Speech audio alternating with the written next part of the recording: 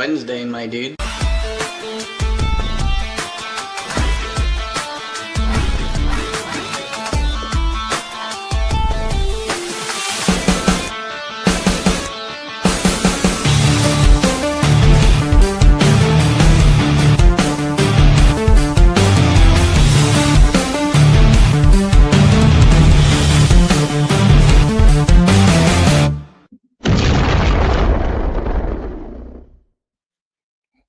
Hello, everybody. Welcome to the Punch Up Pod with Lila and Pat.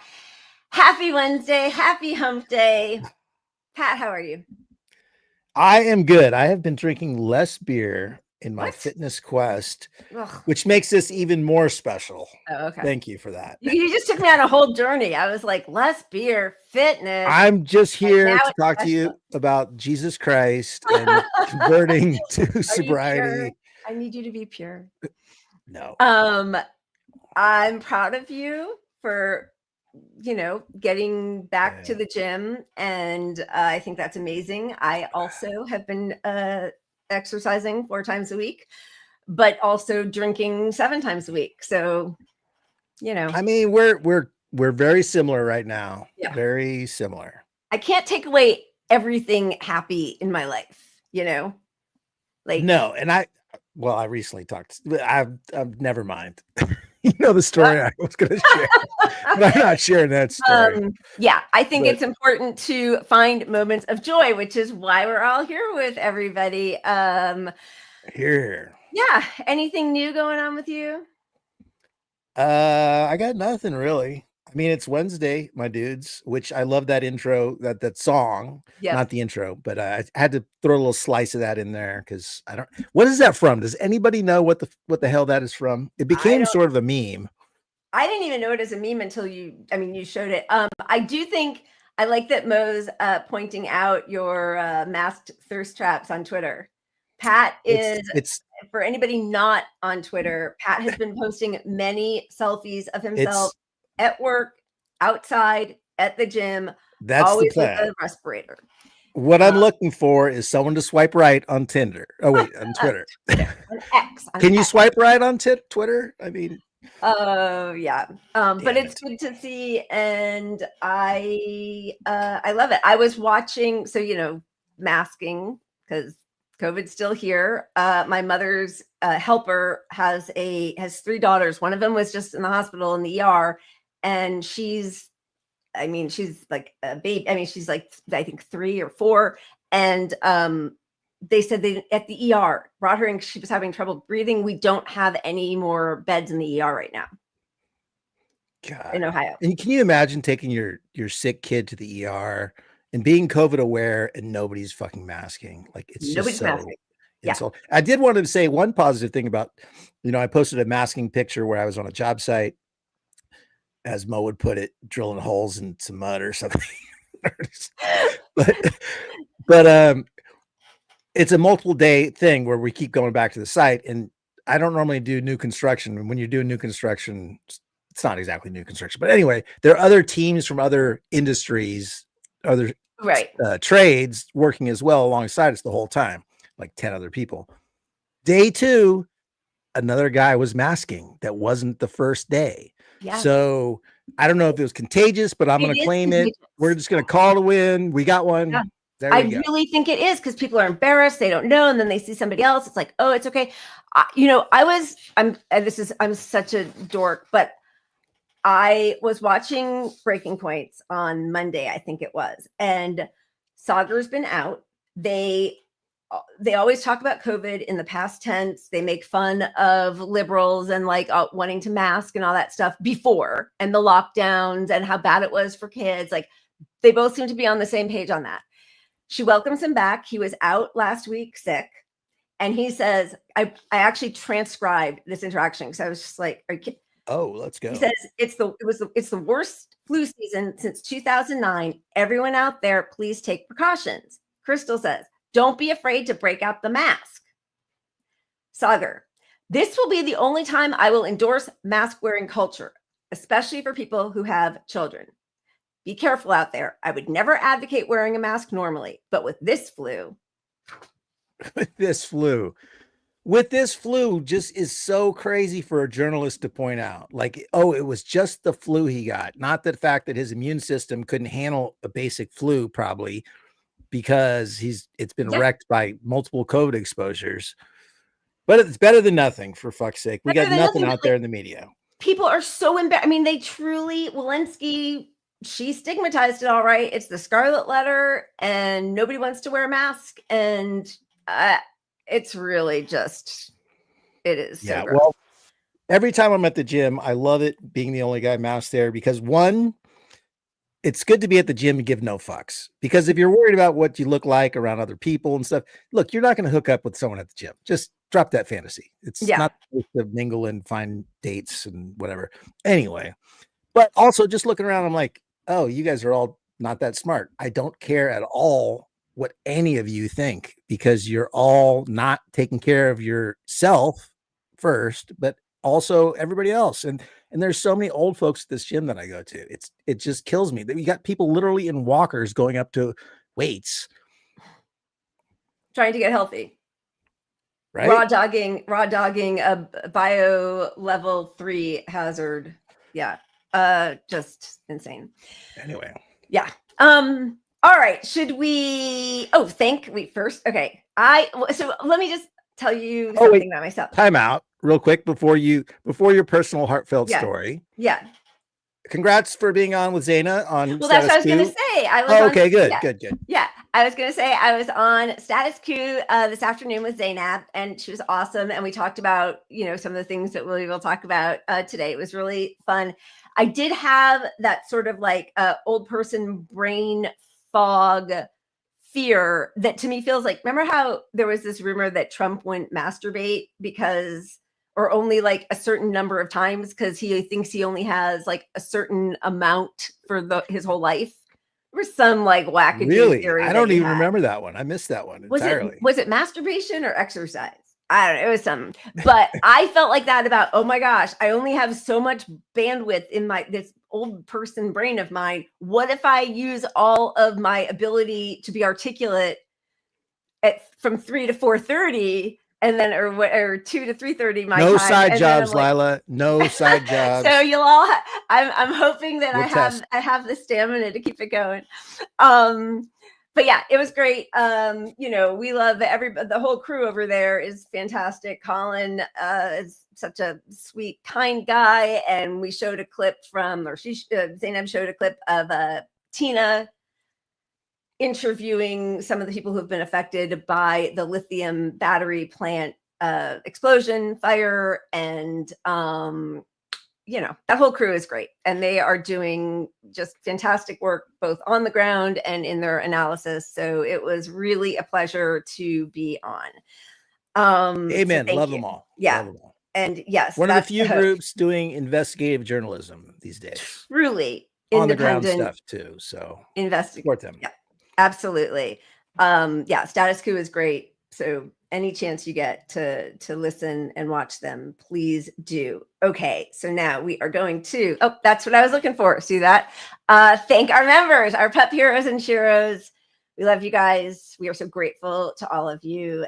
Thank you. Thank you. Thank you. Thank you for your membership. Thank you for your super chats. Thank you for your comments on YouTube, for retweeting us, for all the stuff.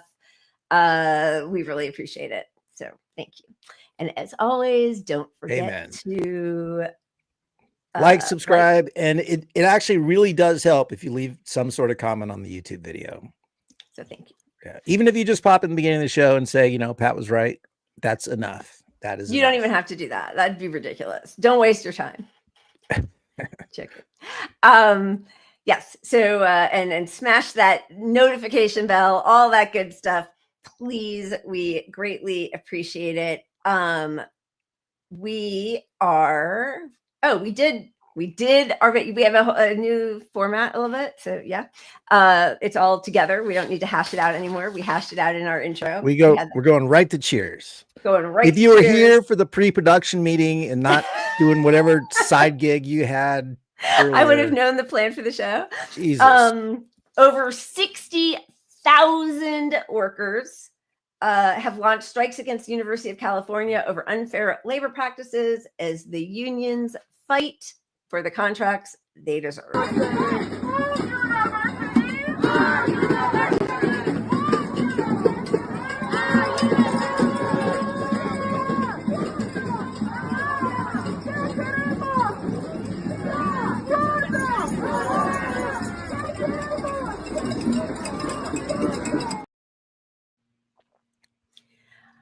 Cheers to them. You know, I'm so mad that everybody has to fight for every single thing we all deserve. Like, it's just so wrong. So, you know, good on them and solidarity forever. And God damn, it should not be this hard. But that glass war is a constant. But I will say we're still at that ripe moment, the peak moment probably, of where it works with labor. It doesn't work with Palestine, doesn't work with getting the Democratic Party to do something, but jobs need employees still. And that's going to start slipping away as AI squeezes in here. So yeah, so we need to do it now. The wins are coming in the labor movement. So, you know, fight like hell for that if you do one thing. And also, I mean, the truth is, and this is what's just so incredibly sad, is that even though the government doesn't care if we are protesting for Palestine or, you know, for, you know, Black Lives Matter or defund the police, like they're not going to respond to that apart from, you know, cracking people's heads and arresting them. But clogging up the works, like that has to be, I mean, not for these people who are just struggling to get a new contract, but like the point of the general strike and getting the unions to coordinate and rank and file across all unions and, you know, bring more people in to communicate is that then you do add those other things that we all deserve, like, you know, first of all, when people in unions get higher wages tend to go up for everybody. But, you know, healthcare, I mean, and that, you know, again, that's such a problem because a lot of unions are carving out their health plans with the employer. So it's hard then to tack on like, hey, the whole nation needs Medicare for all. But the truth is, you wouldn't have to negotiate that with your union, with your employers anymore through your union. If everybody just had Medicare for all, then you could really just focus on your benefits and your salary. Exactly. If healthcare is off the table because you just get it anyway, your union has to fight for all the other stuff harder. Yeah. And it benefits society. Unions from the start brought, you know, 40-hour work weeks and millions of things that benefit everybody in all their jobs. And Mike, you're the fan of the day. You are smart. Mike is a very smart individual. But yeah, so we're getting wins, and the labor movement is also the biggest opportunity to pull people left, because it's the one thing where as things get worse for the working class under Trump, which is happening rapidly as we speak, like these people on the right are going to be affected by these policies. And so, you know, the number one place they're going to see that for most people is their work in a lot of ways. Yeah, absolutely. Absolutely. All right, let's spin and then start getting to the sure. A little joy, little joy, just an ounce. 6 ounces. Yeah, baby. 20 ounces? I don't know how many ounces is there. I just filled my glass, so I'm gonna watch the puppets while you Oh, did we show that dog zimmies one or no? I don't know. Here's No, cat flops just in case. Oh, okay, good.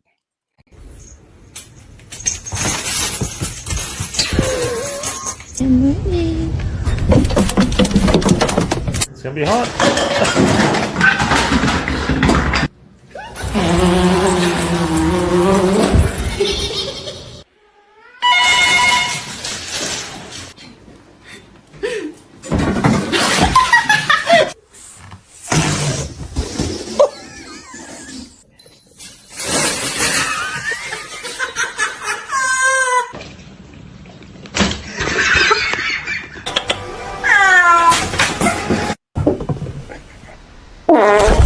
Oliver.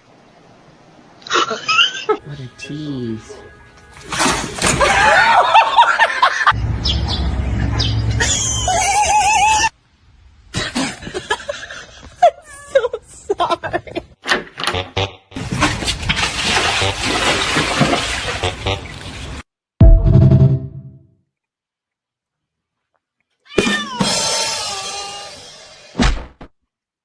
That's so cute.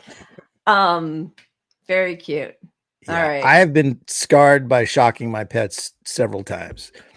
When I was a kid, my parents turned on the vacuum cleaner when the cat was sleeping on my head, and he got up and went, and I had like tiger scratches all through my head. And then Pablo was sleeping on the couch behind me, and I was just in shorts or something, no shirt.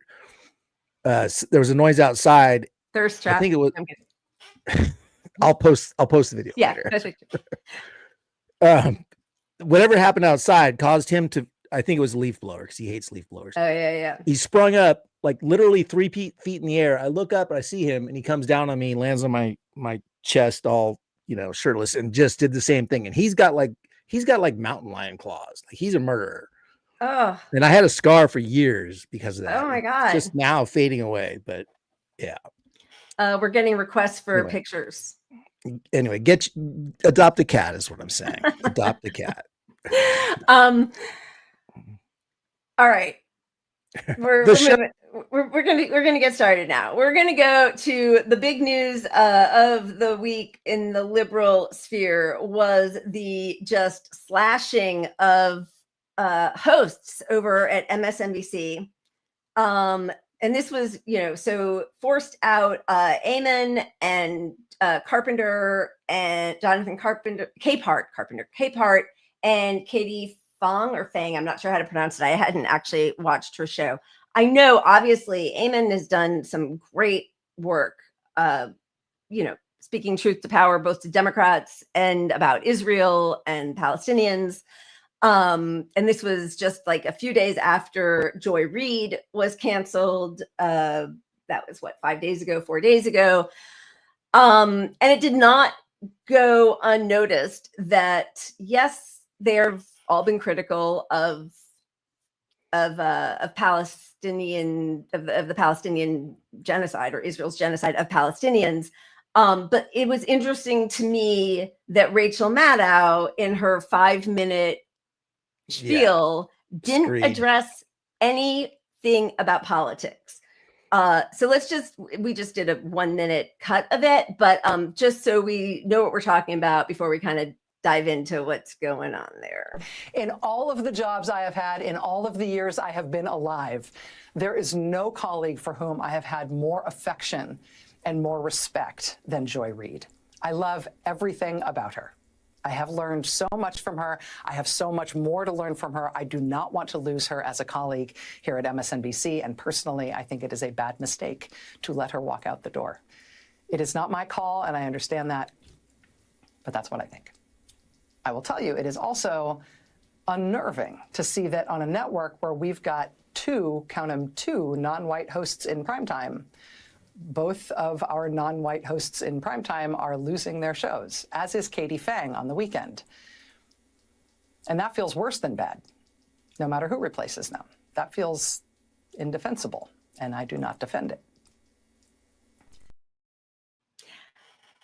Okay, nothing about genocide, nothing about policy, nothing about the fact that Nicole Wallace and Michael Steele, Republicans, are both getting their own shows. So no policy, just sad that my friend who did, the body expert on, Bernie body language years ago, yes. Body language expert, and tried as hard as she could to, crush him and his movement for her corporate masters. Like, yeah, it's nice that she would say something about what's happening there every once in a while.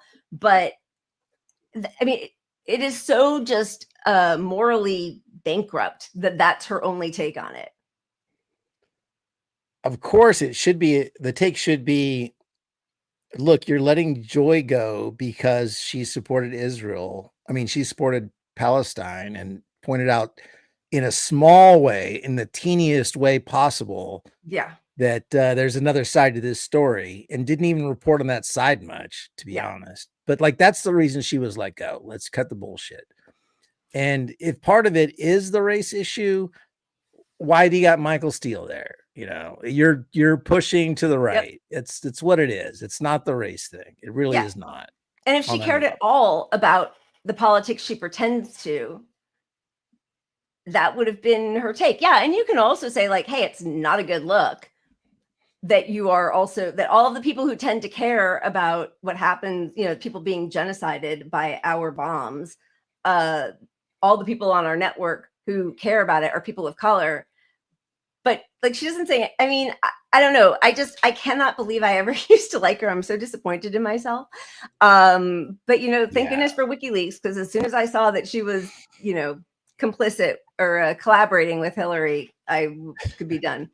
And I used to watch MSNBC religiously, even when I knew what trash they were, because it pointed out a lot of the narratives that the Democratic Party was going to push. Yeah. But it got so beyond watchable that I can just watch CNN for that stuff. And, you know, once you realize Maddow puts out a little premise and she builds it up the whole show, and there's no actual evidence and it's all conflated and bullshit, you know, it doesn't work. I mean, she even used, because there was a lawsuit against her a few years ago. I know there's another one happening now, but a couple of years ago, and the way her defense attorney helped her, you know, escape penalty, was likening her show to Glenn Beck, who had gotten his case discharged on a similar, you know, plea, which was, I'm entertainment. This isn't news, it's entertainment. And that was their case. That's how they built their case. So well, if it's entertainment, you know, tell that publicly somewhere on the show, and that your whole thing about, we almost got Trump, we're going to get him this time. How many years of almost getting Trump? TikTok, motherfucker. We're coming for you, Trump. You're cooked. That said, I thought Ayman did some really good work. This was the last sort of his, you know, monologue-y thing that I saw maybe a week ago, which I'm sure was the final nail in his coffin at MSNBC. It's now time for our Worst of the Week, the Democratic Party Scapegoat Edition. After Donald Trump's call for a U.S. takeover of Gaza, Democratic Party elites who used to support the Biden-Harris foreign policy suddenly cared deeply about the ethnic cleansing of Palestinians. Take Democratic strategist and CNN commentator Bakari Sellers, who had this to say. We would have been in a much better situation. There was not a question about ethnic cleansing if Kamala Harris would have been the president of the United States. There was not a question of ethnic cleansing? Really? This is what Gaza has been reduced to, using American weapons provided by the Biden-Harris administration. And forget ethnic cleansing, the world's major humanitarian organizations have already declared it a genocide. This is especially rich coming from Bakari Sellers. If he is so concerned about defeating Republicans, why did he waste so much time and money trying to unseat Michigan Democratic Congresswoman Rashida Tlaib from office?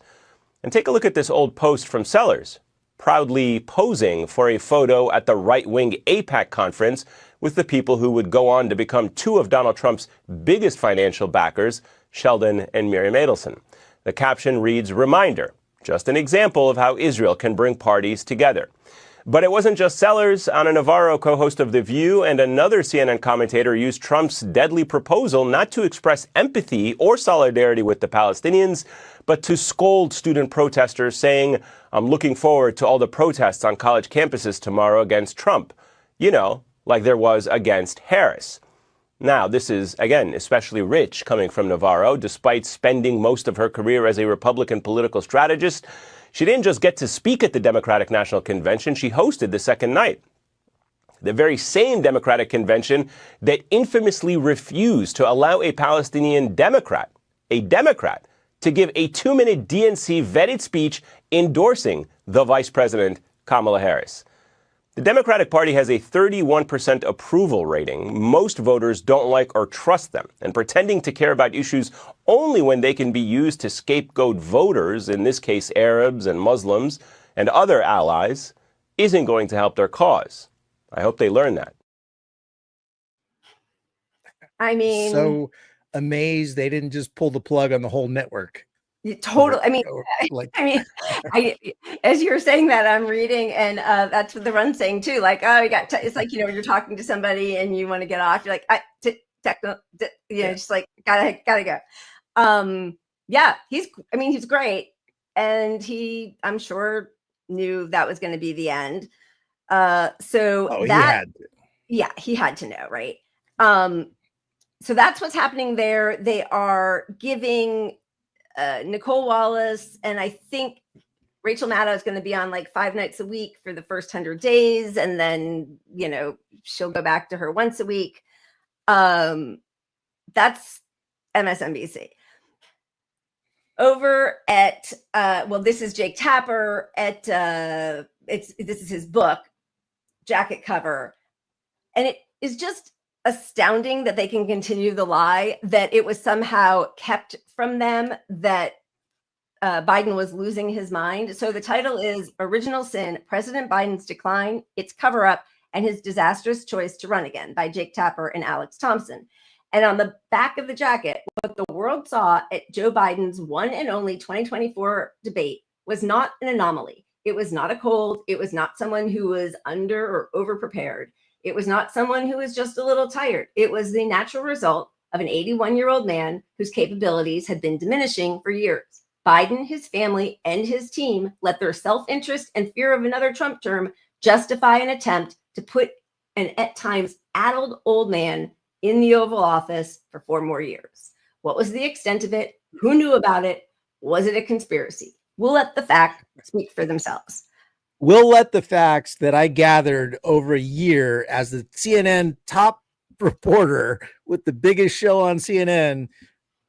I'll show you those facts. And those facts are that he covered the whole fucking thing up. So yeah, for 4 years, 5 years, like I don't know, like there is something really like it's not cognitive dissonance, it's just outright lying. I mean, he's just lying. Like, unless, do you think they've convinced themselves that they didn't know? Yeah. I know we talked about this the other day, but when Bob Woodward hung on to the fact that in February of 2020, Trump said to him, it's not a flu, it's airborne, it spreads like wildfire, it's crazy. And Bob Woodward held on to that until August of that year, when the rest of us were being told, unless you were doing your own research and seeing what was happening. And at that point, Israel was doing a really good job on COVID, and Europe, and they were both like 2 weeks ahead of us, So, but if you were watching the news, you wouldn't know it was airborne. You thought masks didn't work. And Bob Woodward hangs on to that until his book release 6 months later, and then tries to use it as like, can you imagine how disgusting that the president of the United States knew all this and didn't tell anybody? And with the gravitas of his position as one of the, biggest groundbreaking investigative reporters ever, to have withheld that for 6 months for a book, really, it kills the message itself. It's like, was that even real? Because you put it in a book, where 6 months, even for the people that, that might react to his message, that's 6 months they couldn't react to it. Yeah.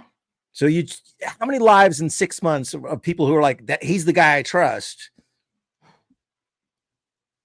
Yeah. I mean, yeah. So that's just a little bit of what's happening over at CNN. Sorry, I'm just looking. Yeah, they're just horrific. CNN.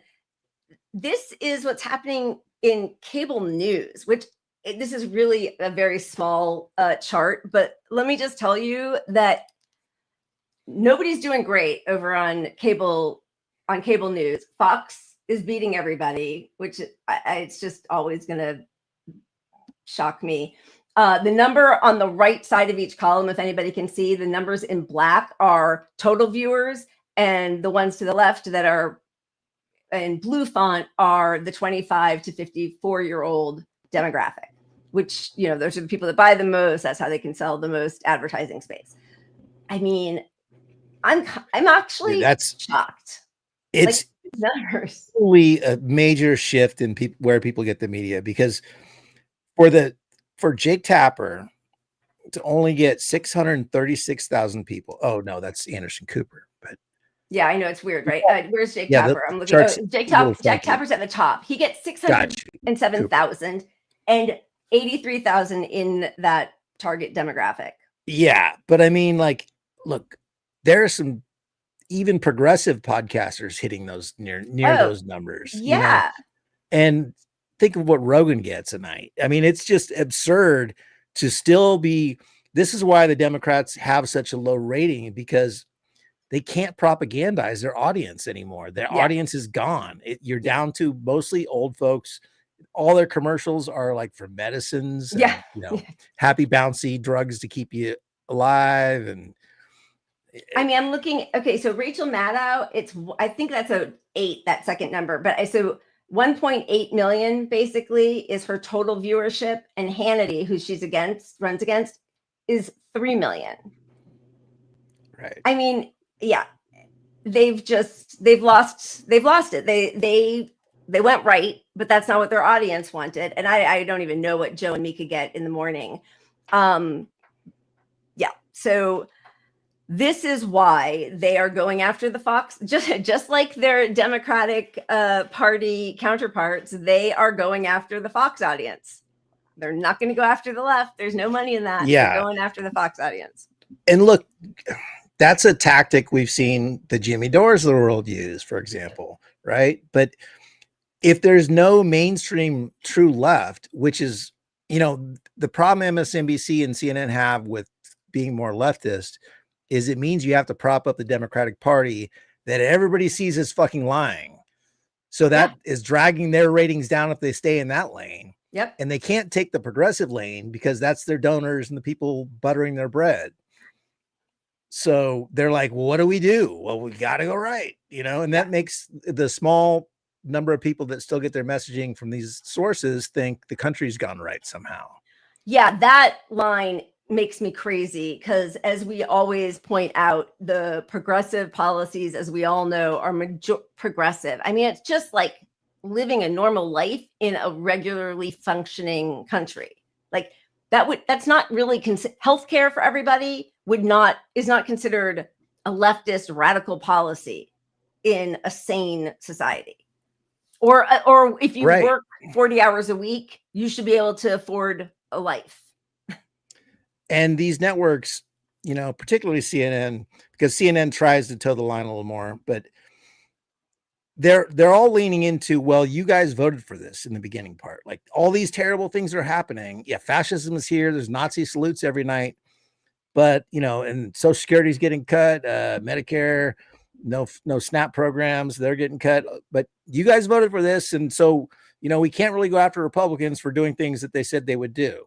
Well, that's just faulty reporting from the jump, because they didn't say they would do these things. So you're saying what your donors want at the end of the day. Yeah. And you're pushing people to not be actively protesting, fighting this administration. Well, it's literally fascism. I mean, cut the crap. Yeah. This is literally fascism. Literally, they said we're gonna get prices down and, you know, make peace in the world, which, I mean, however it's happening, which isn't great. It's actually like a little better in all of its grotesquerie, you know, than with Biden, right?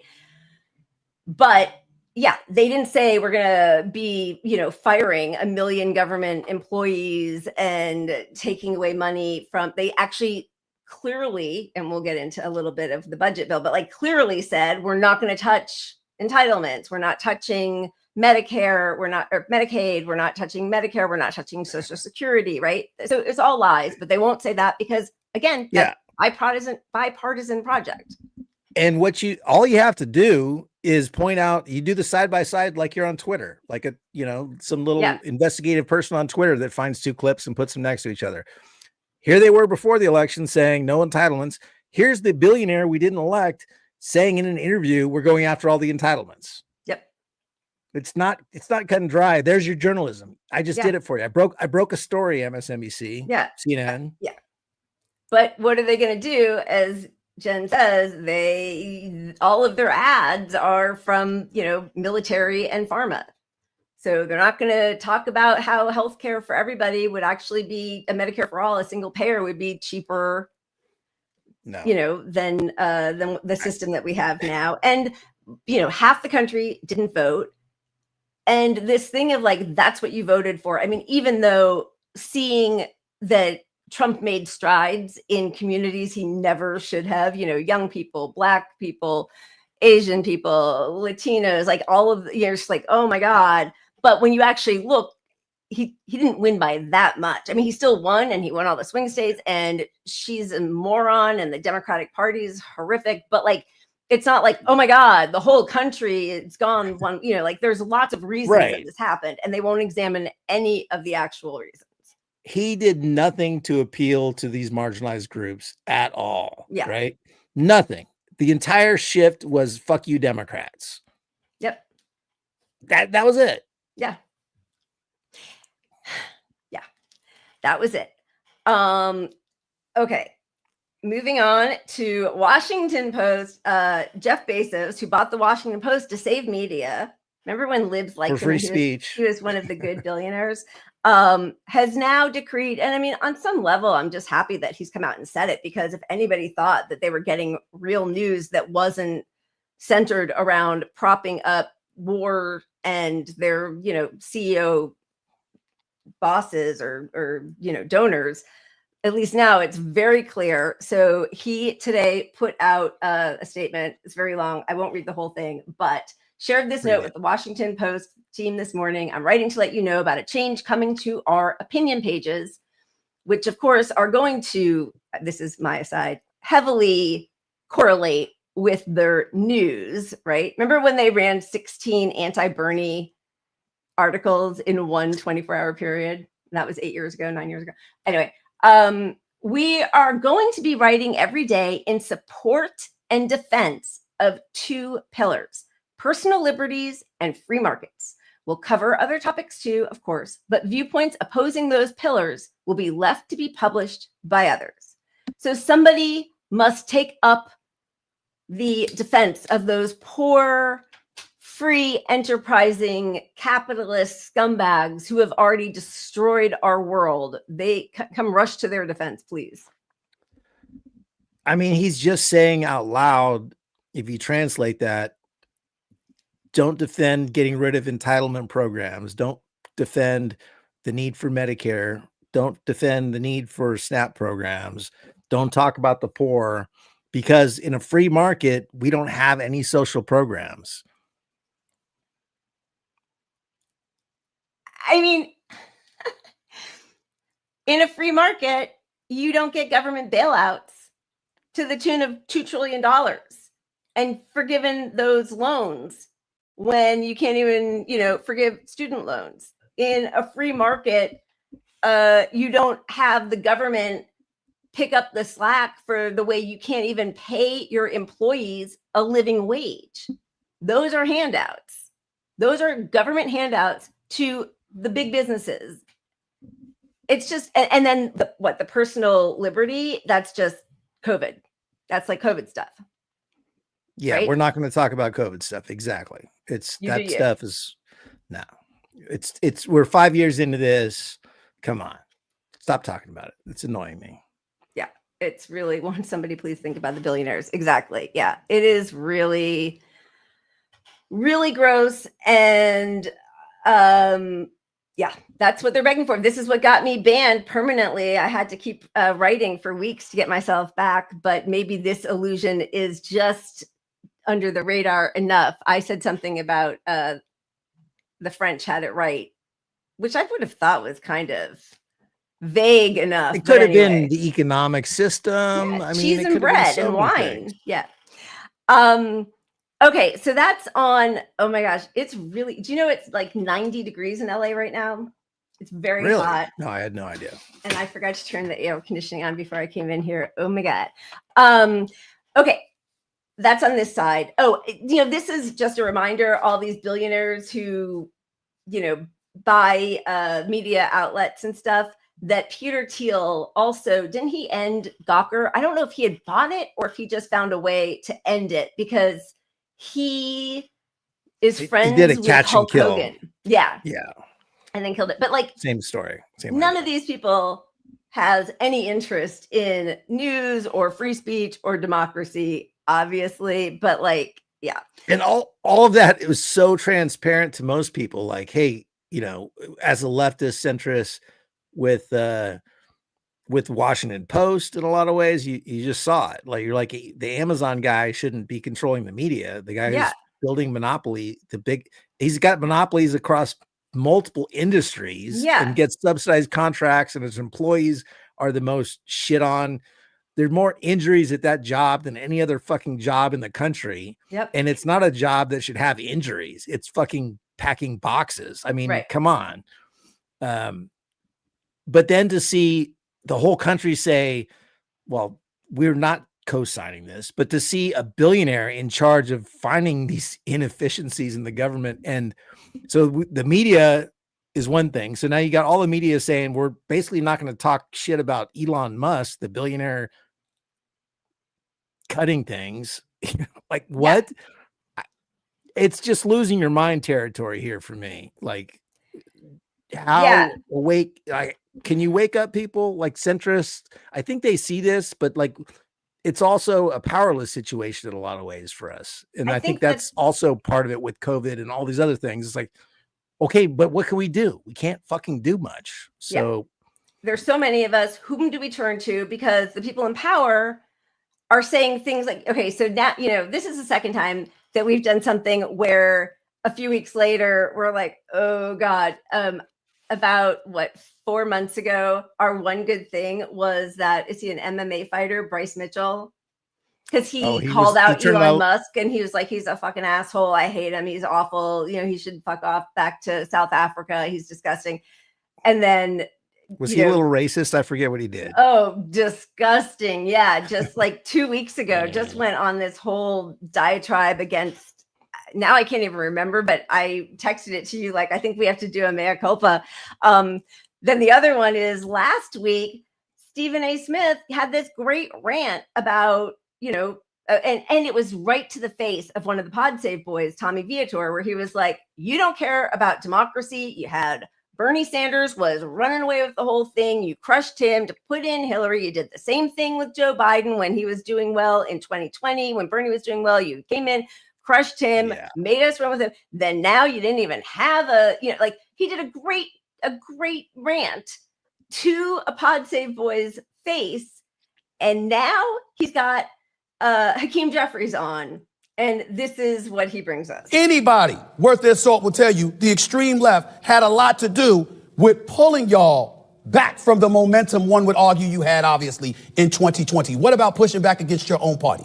Well, listen, extreme left protest me more than they protest Donald Trump. Because literally, wherever I go. So I think in part because I've declined, I've refused, I've chosen not to bend the knee to either people on the far left, and certainly not to Donald Trump and the far right. We all have a responsibility to serve the people we were elected to represent and the country and the Constitution. And I certainly have not been bashful and will not be bashful in disagreeing with people who are trying to take this country in a direction that doesn't lift everybody up, whether that comes from the right or whether that comes from the far left. I want to name one far left policy that doesn't lift everybody up. That's the whole point, is that they're universal policies that lift everybody up. There's no neoliberal means testing. There's no sucking the balls of your far right friends across the aisle. Like, there's no taking money from billionaires the way the Democrats, and he especially, taking money from Palantir and Elon Musk Starlink. Like, what's he talking about? I mean, they're not even fighting for civil liberties or trans folks or anything at all. Like, if you talk about marginal groups where it is a single, like, you know, helping trans people doesn't really change my life, but it's a fucking civil liberty. People, you know, a lot of Republicans used to understand live and let live. and that thing is long gone. And the Democrats are letting it go too. So who's fighting for people that really are marginalized? But he's not going to take it. Like, what's he even talking about? I mean, nobody talks about policy. We had, sorry, it's so nice to read people's anger because, like, it's so all consuming. So I'm so happy to see. I mean, of course I know, but like, yeah, go. Yeah. But that is what he's talking about. He's like, we're not going to represent the marginalized anymore because the progressives are the only one caring about the marginalized. Yeah. It's costing us elections. It's not our, lack of fucking supporting the basic healthcare premise or minimum wage. It's none of that stuff. Yep. It's that we represented those marginalized people, and there's no benefit on the math for that. So we're going to blame you, basically. That's what happens every time. Every time. That's the whole deal. I guess since we're into the Democratic stuff, we should just there's not a bunch that we have, but just as a reminder, this just came out this week. Lobbyists for Elon Musk, I said Starlink, SpaceX, sorry, and Peter Thiel's Palantir gave $2.5 million to the House Democratic campaign last month. So they're not going to call out those billionaires. Those are the good ones. Remember, it's hot billionaire on billionaire action here. That's a capitalism porn of the week. Yeah. That's what we're doing these days. Get up to Silicon Valley and get those billionaires back. And then you have James Carville saying the best thing the Democrats can do in this moment. You ready for it? Drum roll. What is it? I'm sure it's going to be out there and you ready for the working class. Yeah. There's nothing Democrats can legitimately do to stop this that's happening, even if we wanted to, with no clear leader to voice our opposition and no control in any branch of government. It's time for Democrats to embark on the most daring political maneuver in the history of our party. Roll over and play dead. Allow the Republicans to crumble beneath their own weight and make the American people miss us, which, the underlying meaning of that is suffer even more. More deportations, more people who die from preventable disease, more homeless, more starving kids. Personally, I'm just thinking this might have worked. Like in the 30s in Nazi Germany around the country, if you would have just let Hitler do his thing for a while, they would have voted him out. He would have gotten voted out. But some of you people fought back against the gassing of fucking human people. And you shouldn't have, because we could have voted him out a couple years later. Yeah, you didn't have power for it.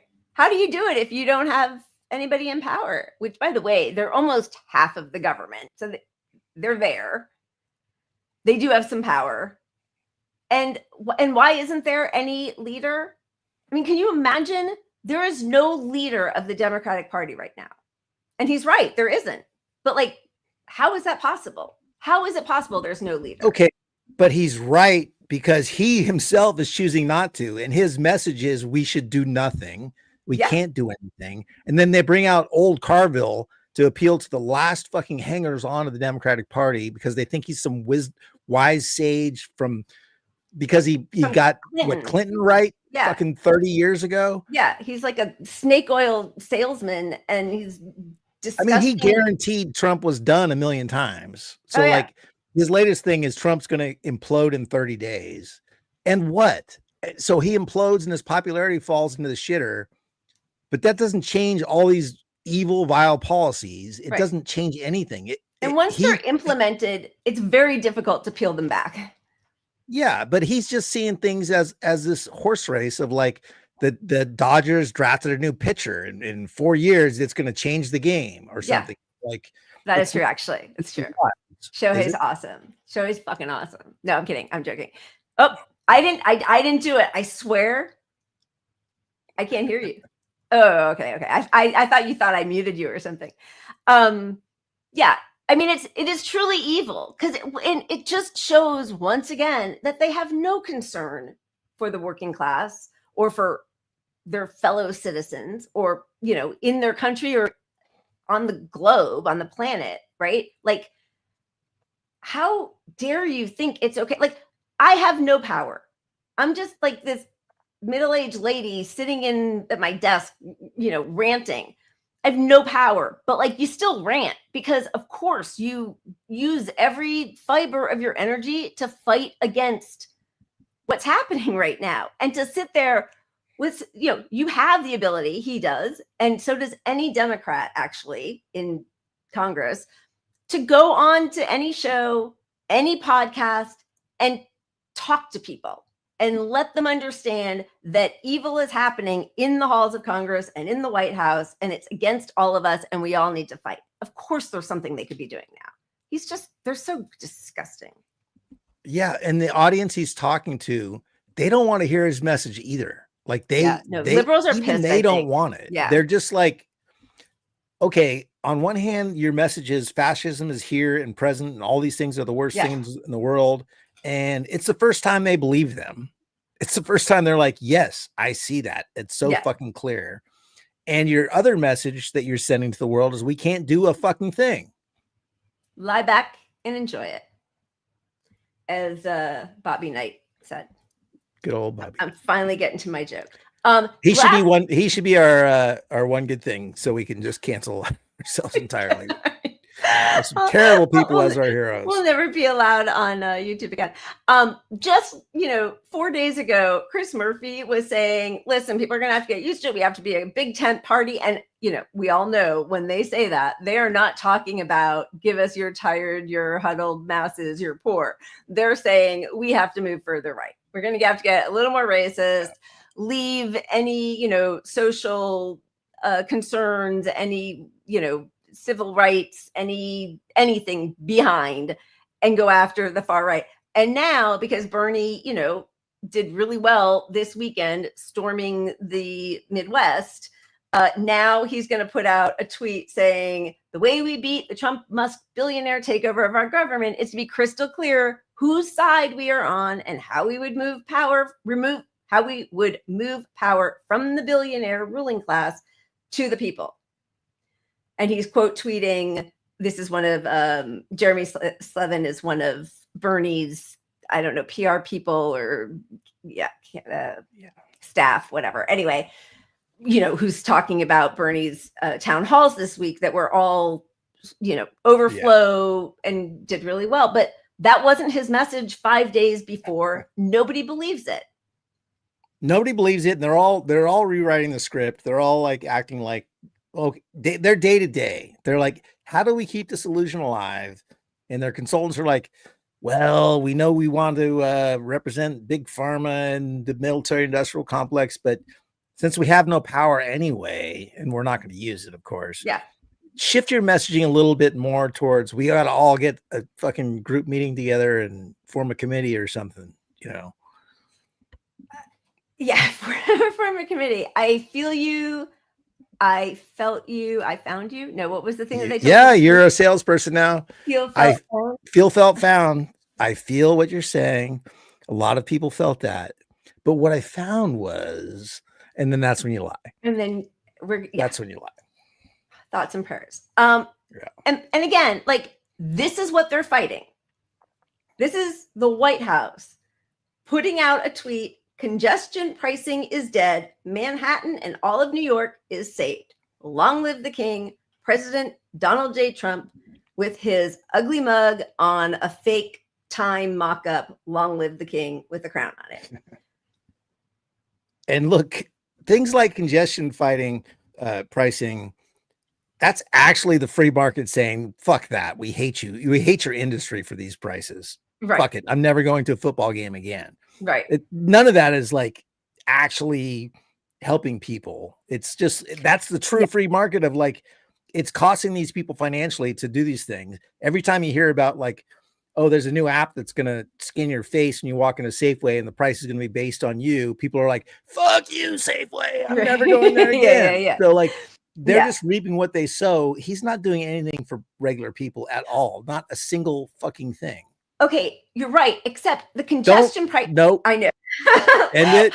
I'm about Next to mute topic. you. No, but the congestion pricing, which when I first saw it, I thought it was a tax on poor people, like who have to, get through a congested area. Actually, it's been really popular because most people aren't driving in New York. So it has made people walk that area more. There's been less traffic. People can get to places faster. And it actually seems like it, yeah. So it's actually something, even though when we first showed that it was being done, I agree. We thought it was something that was like, what's the fluctuation, the dynamic pricing or whatever. I conflated it with surge pricing or whatever. Surge pricing. Yeah. Yes. Thank you. So it which is what I thought it was also. And I'm sure there are still some poor people That's who what you are felt by it. That's what I then felt. you found. Then I found. But like he's just sweeping in and like, I mean, it's just all so ridiculous. Okay. That's the least of it, except the fact that he calls himself a king and haha, it's kind of a joke, but also not really. When you have the richest man in the world co-presidenting with you who wasn't elected, nobody cast a vote for Elon. And breaking laws every time he does a single fucking thing. And in his, efficient Doge capacity, he keeps having to, he keeps firing people and then having to rehire them, right? So it's the FAA employees, he's doing these mass purges, people who are in charge of making sure that the pilots are safe, that there are no hazards around, that, got rid of them, but then he is starting to have to rehire many of them. Did the same thing with the FDA. Many people who were fired are now, they're desperately trying to get them back, some specialists. Same thing. Now I'm going to put my readers on. This is efficiency. Utter incompetence. Federal agency rehires crucial workers after accidentally firing them again. So this was the latest workers to come in the crosshairs. Were the Department of Workers at the Department of Agriculture. The agency fired several employees over the weekend and is now trying to rehire them. The fired employees have been working on the H5N1 avian flu outbreak or bird flu. Also, the National Nuclear Security Administration people were fired, and now they've quickly reversed those because of national security concerns. The USDA is now fast-tracking to rehire frontline employees working on bird flu outbreaks. They were accidentally fired by the administration. I mean, if you cannot fight against this. And these are, look, he did the equivalent of hiring AI to make these cuts. He hired the dumbest, the kids who don't know what any of these jobs mean. Like, it's intentional stupidity. It's intentional ignorance. Oh, we didn't realize we cut this, and they're just cutting everything. But let me tell you, I mean, the cost to the government for all the lawsuits that are pending, that are going to come through, and that will lose every fucking lawsuit, not every, but realistically, they're in the wrong legally on all these firings. They don't have authority in most cases to fire these people. That money for that suit and the settlement, where does that come from? It comes from us. Just like when cops get, we pay for that. Yep. So like this whole thing is not creating government efficiency. It's not freeing up all this money. It's just shifting the money from entitlements, which are things we actually deserve for our taxes in theory. Sorry, MMT. And the benefits that we paid into and all of that. Yeah. Right. It's shifting it to that, from that to contracts that are going to go to Amazon. All the monopolies are going to get little handouts here and there. Yep. It couldn't be more it couldn't be more transparent. Yeah. And that this is happening under a billionaire. Conflicts of interest are grotesque and dangerous, right? He's overseeing departments that are meant to oversee his very own businesses.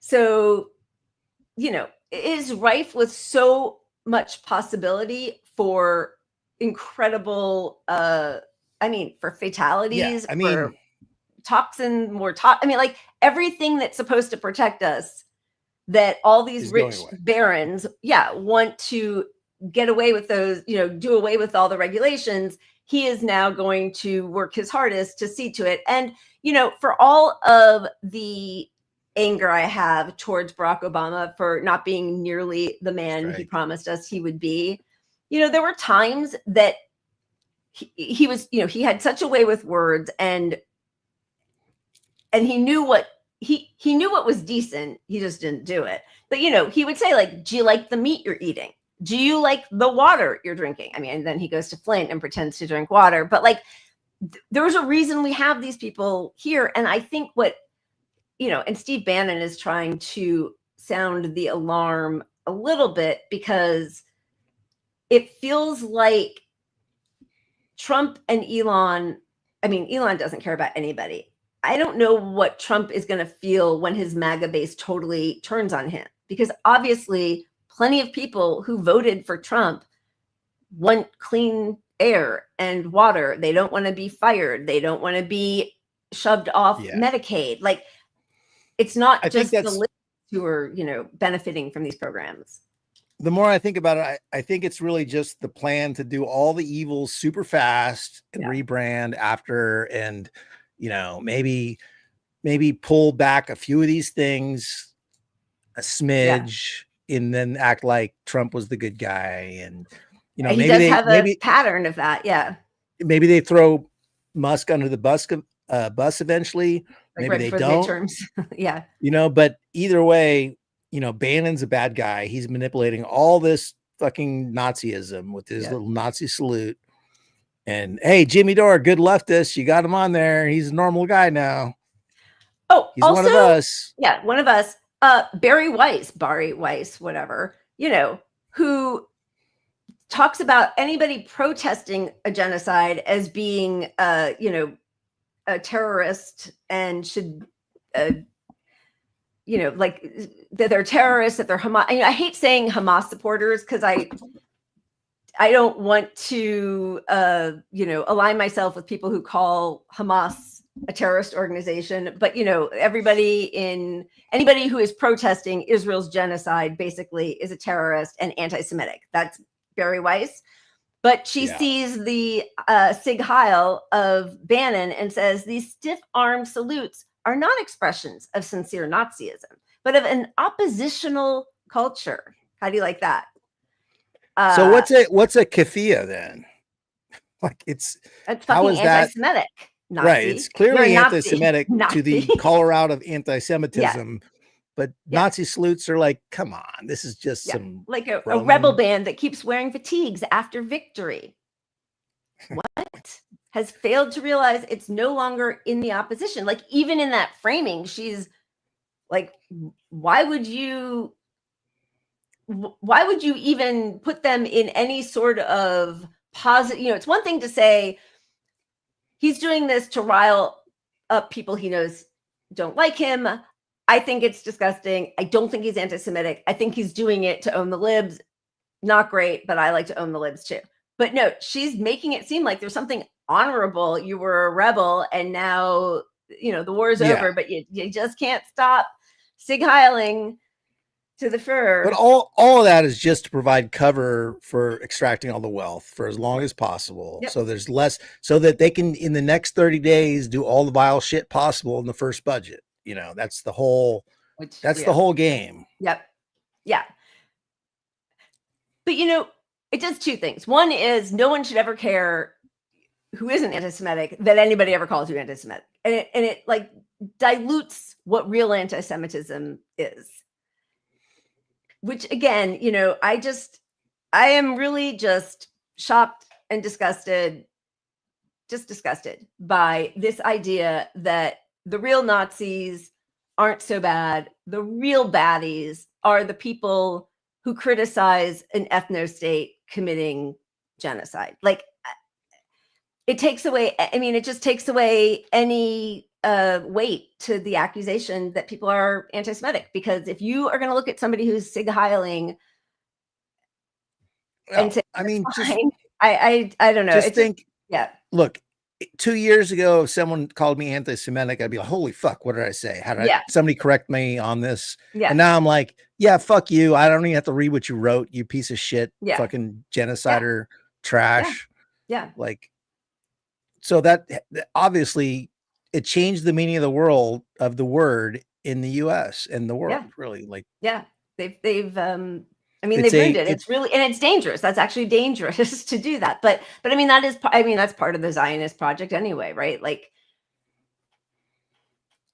they are fueled by rising real anti-Semitism. And so the more they label everything anti-Semitism, the more people who believe in the project of Israel feel like it's necessary. And then it just is like this horrific cycle. Right. But so what you yeah. have on the Republican side, which I'm conflating a little bit with the Israel supporters, but it's the same theme of like your most diehard people who are locked into a position are your only defenders left.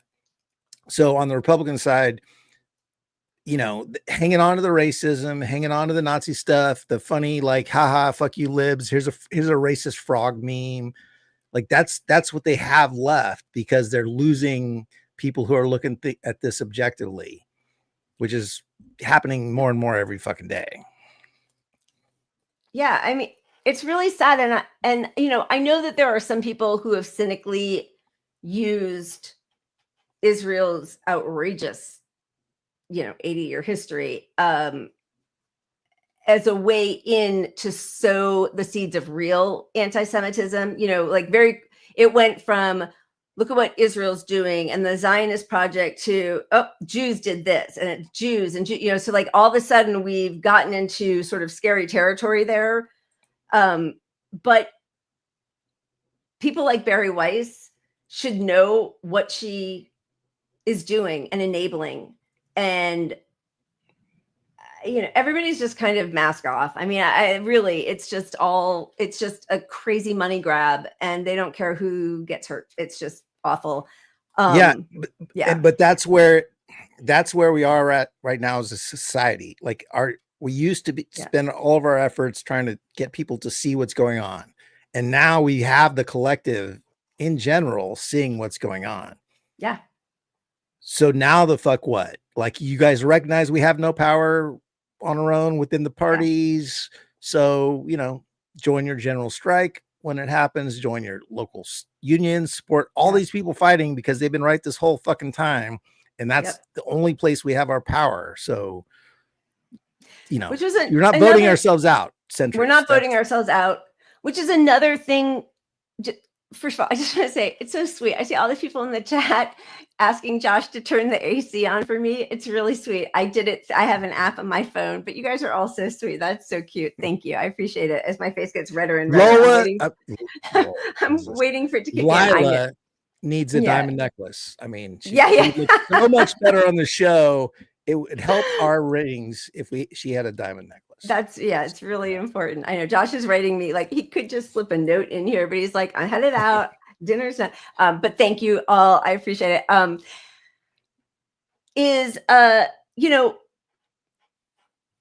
When Obama got elected, he had that whole, Obama for America and all of these, he had a huge groundswell of real grassroots support. He got into office and disbanded it. And he was an organizer. He was a community organizer, right? So he knows that inside, outside strategy. He knows why that's important. Disbanded it. We talked about it, many of us on the left, as we became more and more disillusioned with the party we thought we were part of at that time. Then Bernie in 2016 really starts talking that talk and truly is, he's been on every picket line. He has a long, decades-long career of truly being like, a champion of the working class and understanding movement politics. And then after 2016, after 2020, basically just like shuts off his communication with the outside, with the movement.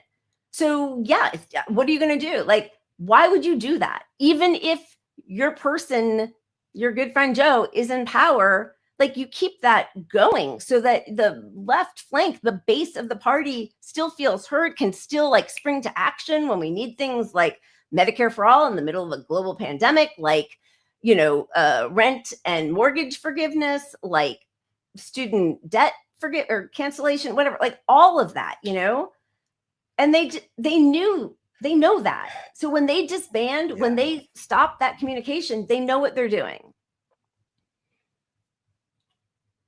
It's really heartbreaking. It is. I don't want to hate on Bernie because I know. but I know.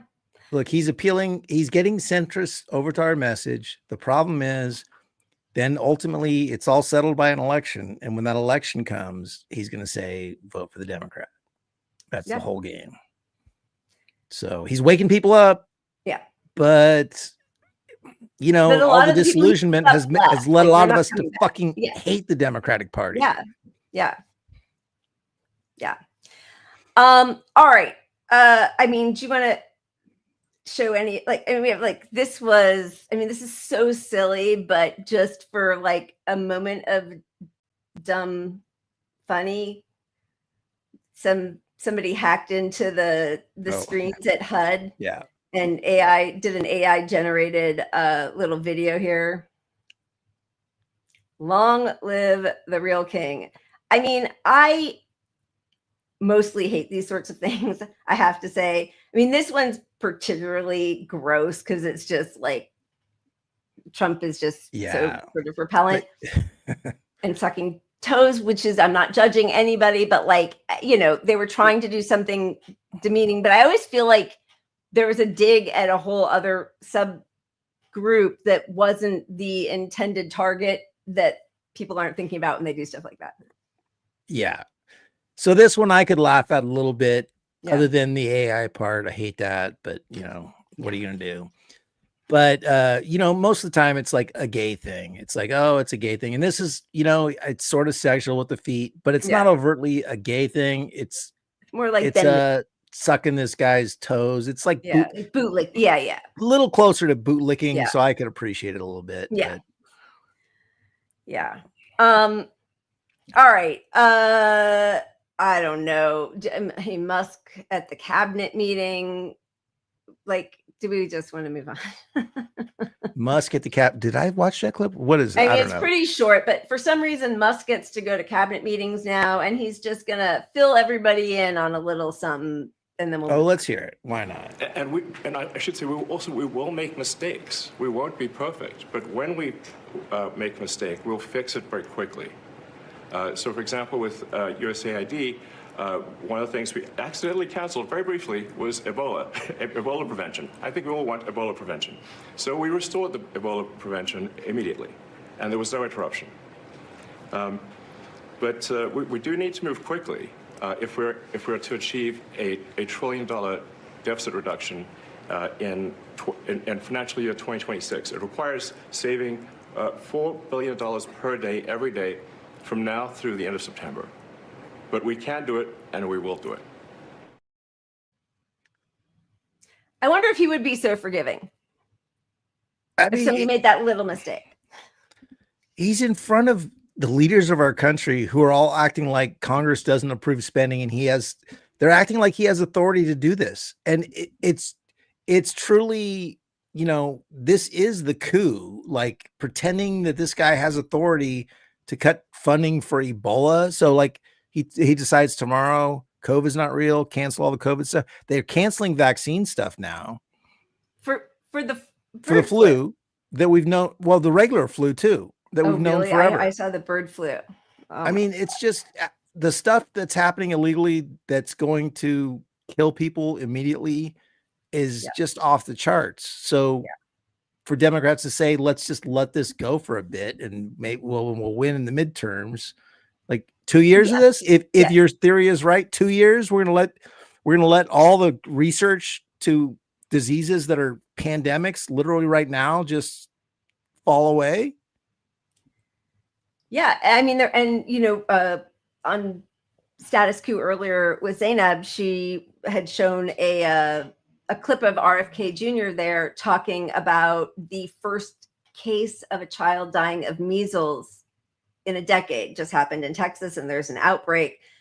People aren't getting vaccines. They've been so convinced that vaccines are dangerous. And, you know, again, like, I think we should absolutely regulate vaccines and make sure that we are not rushing them out. And there needs to be oversight and regulation, and let's strip the financial incentive from all of this. So we are actually focused on the science and public health.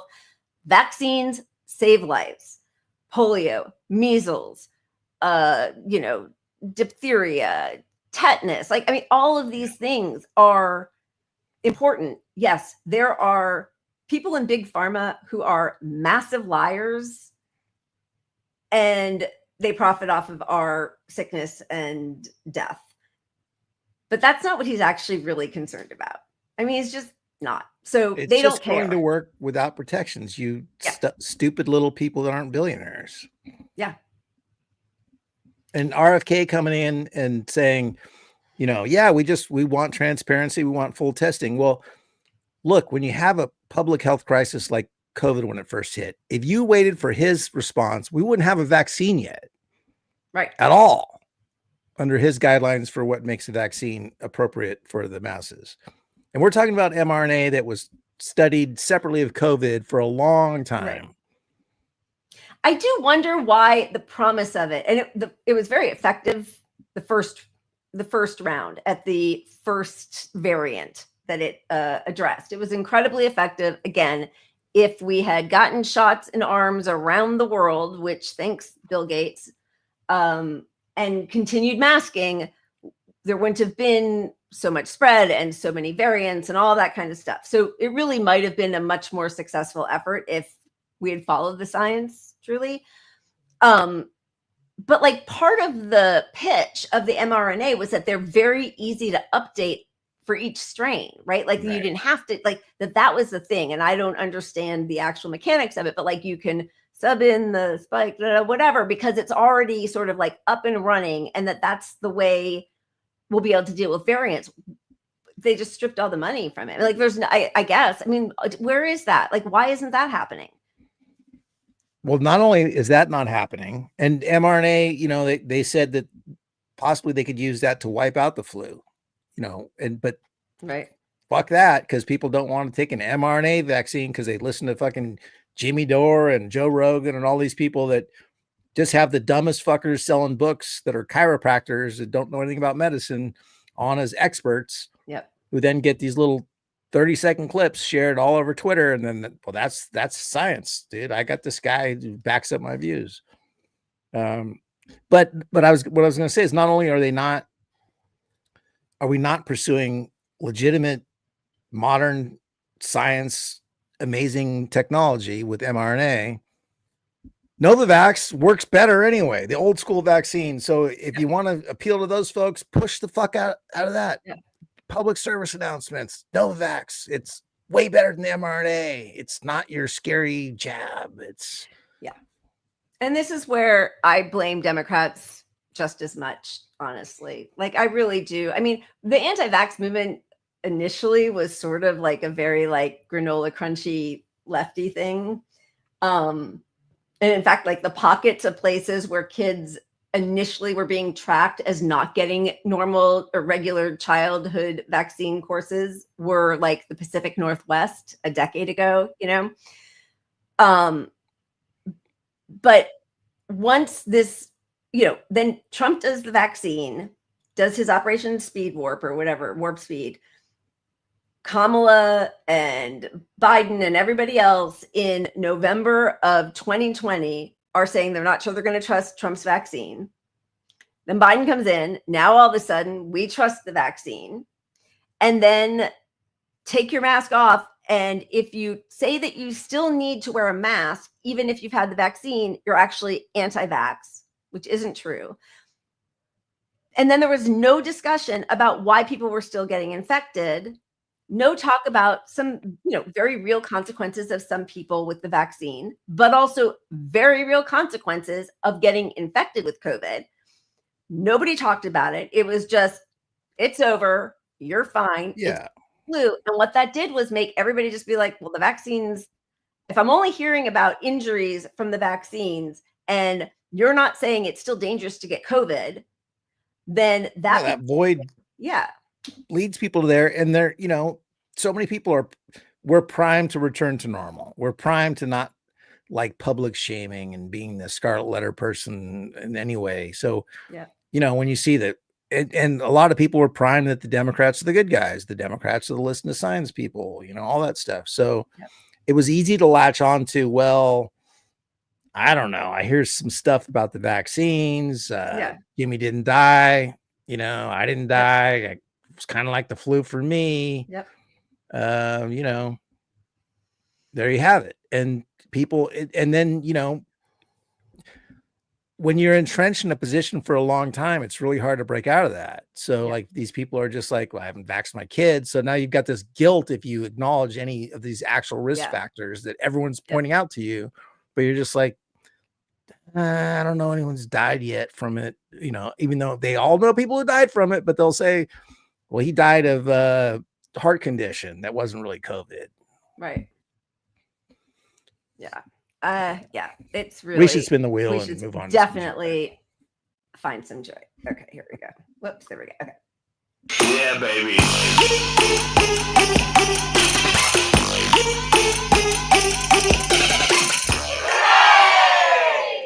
Pat, did you find that shot video so I can call an audible? Or do I just have to do it? I have to do it freestyle on my own. We will drink through while we laugh at Okay. I am VR or kids swearing. Let's go with. I'm always a fan of kids swearing because I don't have kids. Oh fuck! Bitch. Hey Mara, how's that apple juice? Good. Yeah, it's good. Fucking good. Hello. Hello. Bitch. No. Oh shit. Oh shit. Oh. Can I say a bad word? Yeah. You motherfucking bitch! Fuck.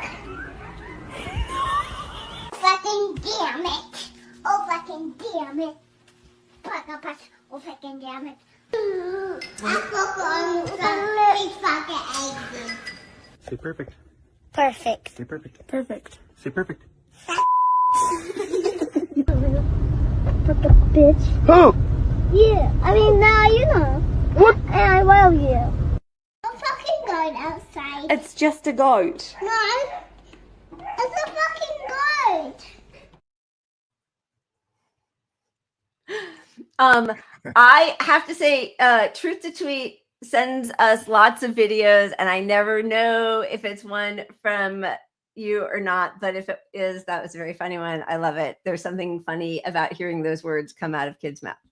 Yeah, all those kids. The little girl with the hoodie, the pink hoodie on her back, walking. She was my spirit animal, just cursing to the wind, like "fuck you, people," whatever she was saying. And you know, it's because she hears her parents saying it all the time, right? Like that. Of course, that's what it is. So it personally, my nephew, when he was a little kid, he picked up for me, "You bastards," because that used to be my catchphrase. You bastard. I don't know. That's funny. That's funny. You bastards. Did you? I think we might have sent this to each other. It just makes me laugh, so I'm just gonna pop it in here really fast. There's no real place for it, but the whole Kamala "do not come" bit. Do not come.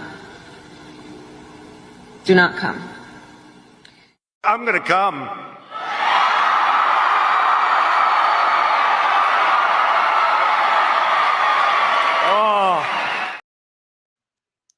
Not the O at the end. Is that real? Like, what's even? I don't know what he was saying that in response to, but I don't remember that. That's like, that it's silly. Like it just made me 6 laugh. months to a year old. I remember it. Yeah. All right, let's just hit the economy really fast because it's pretty awful, and then we can get to what's happening in Israel. Speaking of awful, this is where we are. You probably can't see it very well, but let me tell you, I'll put on my readers. Hours of work needed to escape poverty. Hours of work that you need per week, a single person receiving benefits, which already you're taking the US out of there, but must work at minimum wage to escape poverty. Japan, 14 hours. Turkey, 22. UK, 23. This is from 2022, though, I have to say. So I'm sure it's gotten a little worse. Oh, this is so much worse now if this is just 2 years ago. Yeah. All the way down at the bottom. Past, by the way, Slovakia, Poland. I'm looking for, Chechnya, Estonia, Latvia, is the US coming in at 80 hours of work a week to escape poverty.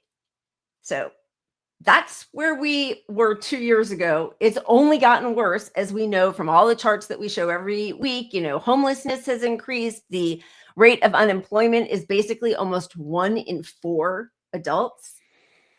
Yeah. And so what is the Trump tax proposal?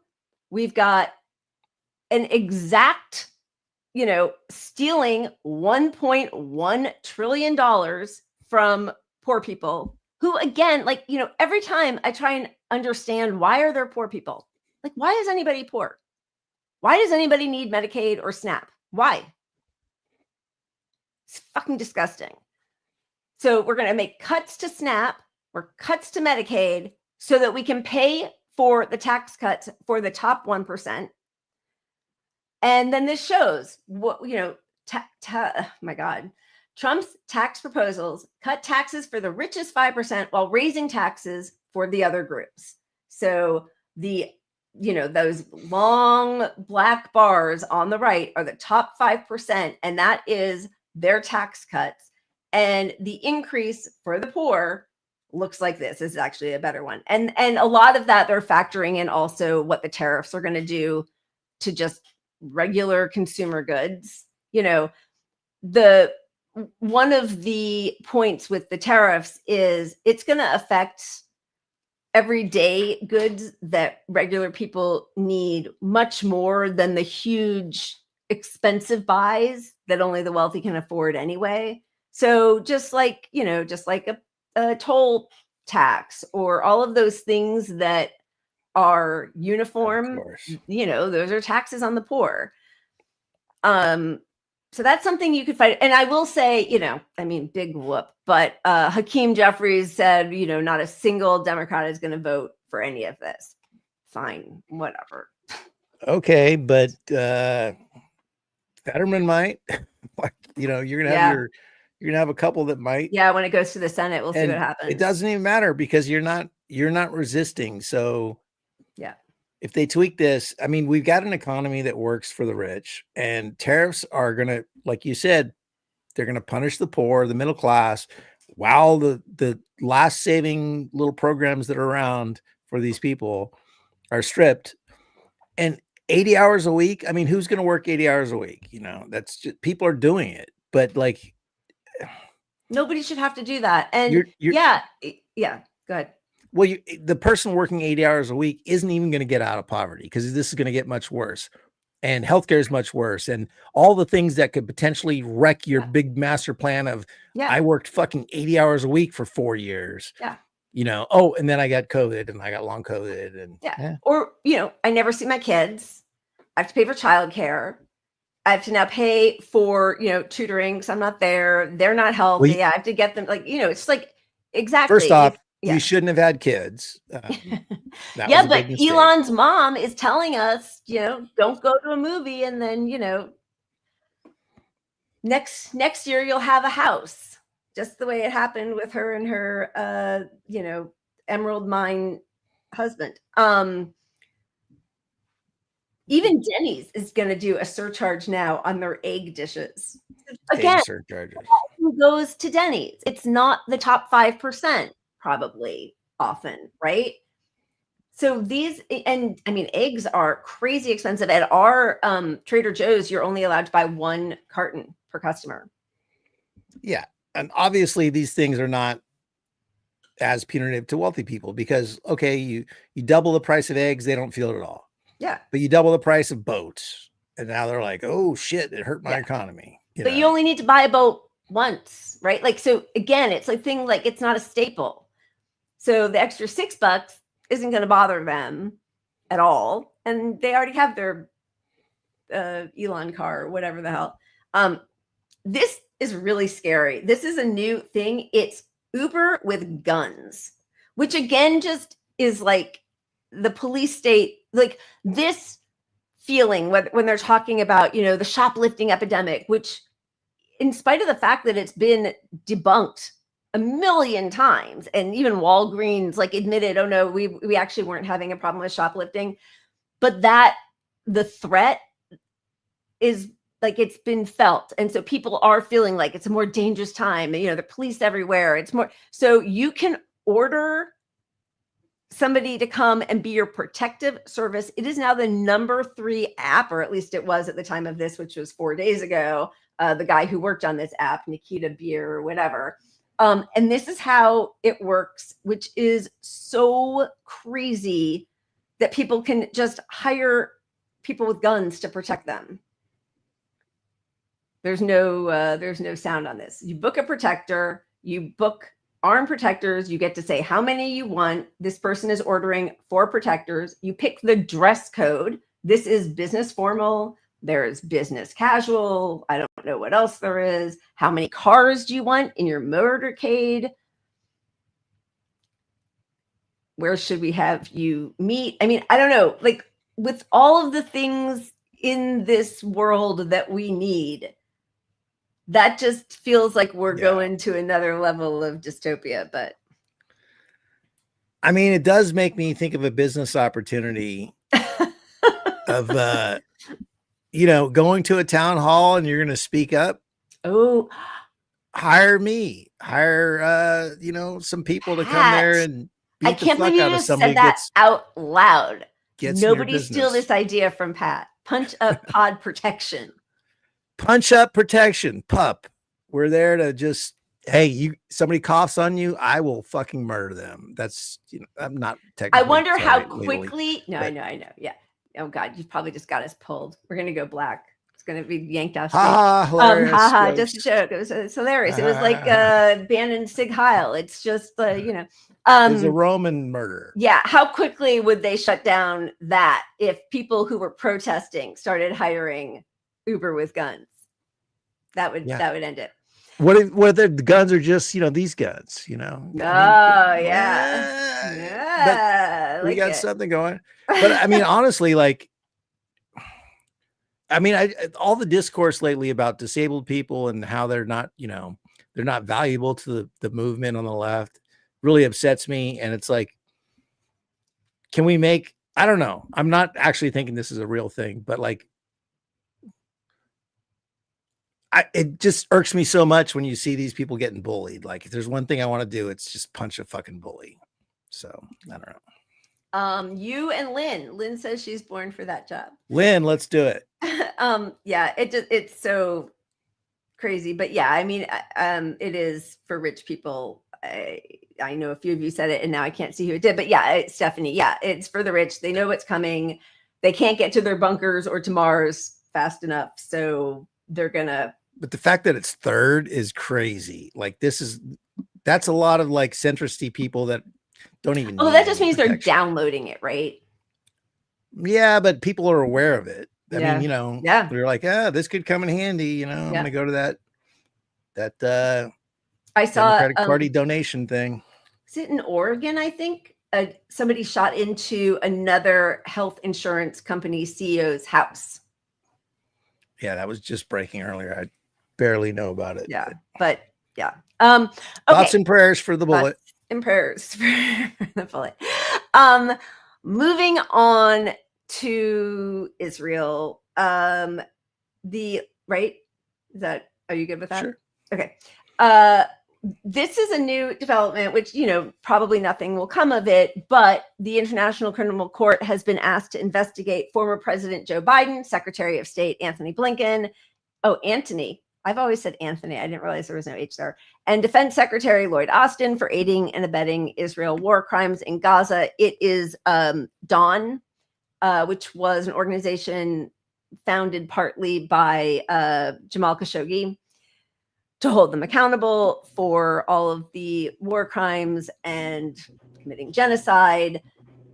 I think it's a 172-page submission. I mean, clearly there is plenty to talk about there. Even since the ceasefire, Israel is now trying to just lay claim to parts of Syria and say that, I mean, they're just expanding. Like they're just occupying it, taking it over, saying they need it as part of their buffer zone. I mean, these are sovereign nations that they're just bombing and taking over. They've been doing that to southern Lebanon. Obviously, since the ceasefire started, they have killed how many people in Gaza? At least 132 Palestinians. But this again was, I think this was almost a week we ago. know it's and they've ramped up everything that they did in Gaza. They are now doing in the West Bank. They are just demolishing homes. They're destroying orchards and greenhouses. They, I think we talked about this a couple days ago, but the new Lancet study that Gaza life expectancy has dropped from 75.5 years to 40.6 years in just a year. Yeah, but how could it be a genocide because their population increased? No, dude, stop saying that. You're despicable line of it's so gross. And I don't think we pulled it, but did you see the AI thing that Trump tweeted out? That's where the graphic stuff was from with him on the balloons. Okay. Yeah. So, and then we can get to the media part of it. And sorry. No, it's right. No, you're right. We did pull it, and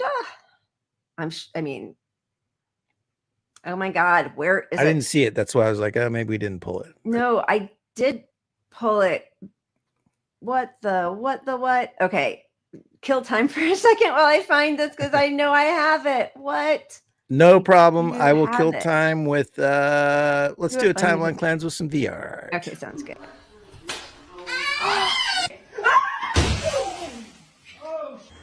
Good, I'm done. Should I just run and jump up? Yeah. Okay.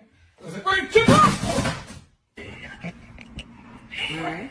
Oh, he did?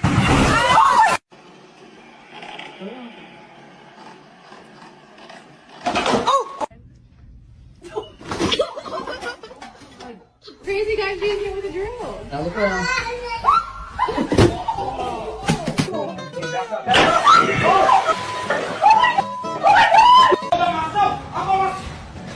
I'm not here with y'all. Hey, come here. I'm done. I'm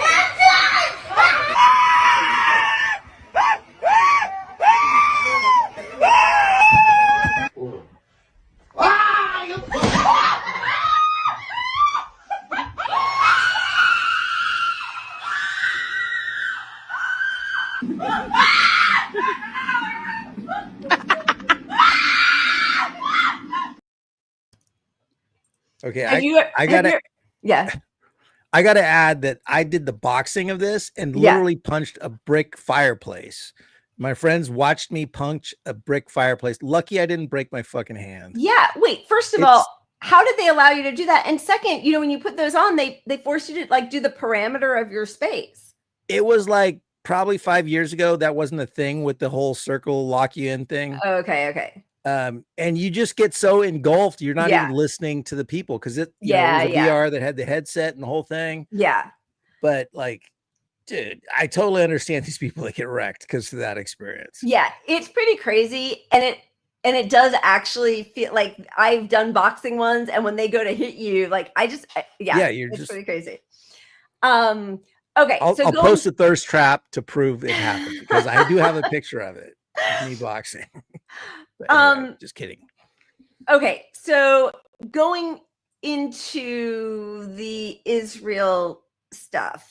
You pulled the AI. Okay. Thank you. Yeah, and then we'll get to, it's disgusting, but then we'll go to, But for him to share this is crazy. It's so yeah. We're it's like everything's a test bubble, everything's outrageous, so that then the other outrageous stuff that happens feels like you're prepared for it. Like you're kind of like, okay, I guess, how bad would that? I don't know. It's like the onslaught. It's just so overwhelming. You can't react to everything. And it's learned helplessness at this point. Yeah. They're just showing us the evil and doing it. And what are we doing about Who's going to stop us? Yeah. Certainly not the Democrats, the party of opposition.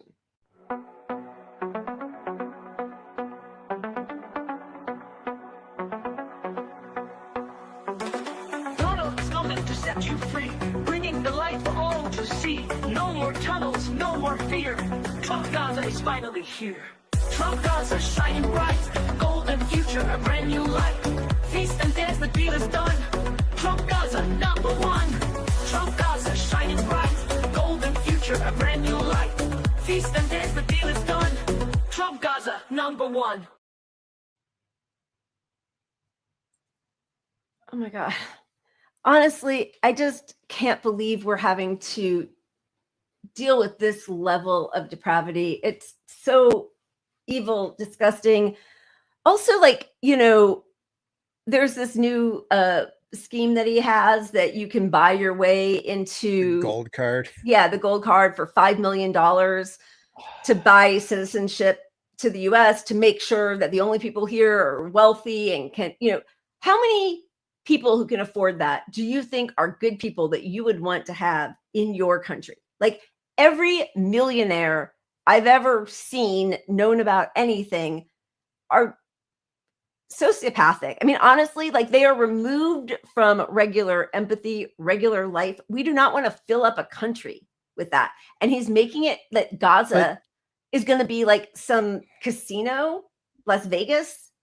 Yeah, that video is a video the opposition put out to fight against his plan, but he's putting it out, you know. But the gold card plan from Trump is it's not, we're not talking about just like your person that got $1 million because they had a $200,000 job, you know, year job, salary, whatever. It's $5 million to buy the card. So to have $5 million of disposable cash to buy something, you're like a 20 millionaire, you know, like at least, yeah, like, you know, so you're talking about people that exploited people in their country and they're just you're going to get in here to do it here. I wish I could, like, if you could do a exchange with just regular people, like if somebody paid me $5 million or any of us $5 million to renounce our citizenship and go somewhere else. Yeah. That could be a business plan. Okay. I was just looking up, where's that chart you showed earlier with the places to live? I'm going to go to Japan. Japan, I think you can live on. Yeah. Like, you know, it's up here. Yeah. 14 hours a week. Japan. Hours. Come on. Let's do a Japan exchange program. Thailand like? Do they like white guys in Japan? I don't know. Give it a shot. Put on your mask and see what happens. Get your drill out.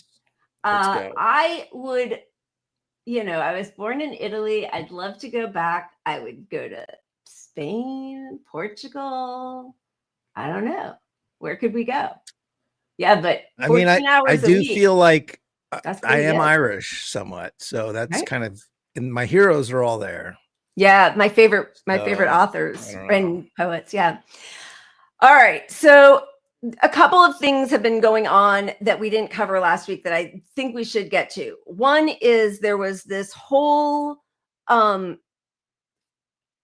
event made of the last hostage release, and were the Bezos family going to be released, and were they alive? And it was especially disgustingly cynical because it was a year and a half ago that Hamas said the Bezos family had been killed in tunnels by bombs of the IDF. And this graphic, I don't know who made it. It floated around, but it was put together, and I looked up each one of these articles. And this was from, let's see, November 2023. Hamas said 10-month-old baby and family were taken hostage. That were taken hostage were killed in Israeli bombing. That was in The Guardian.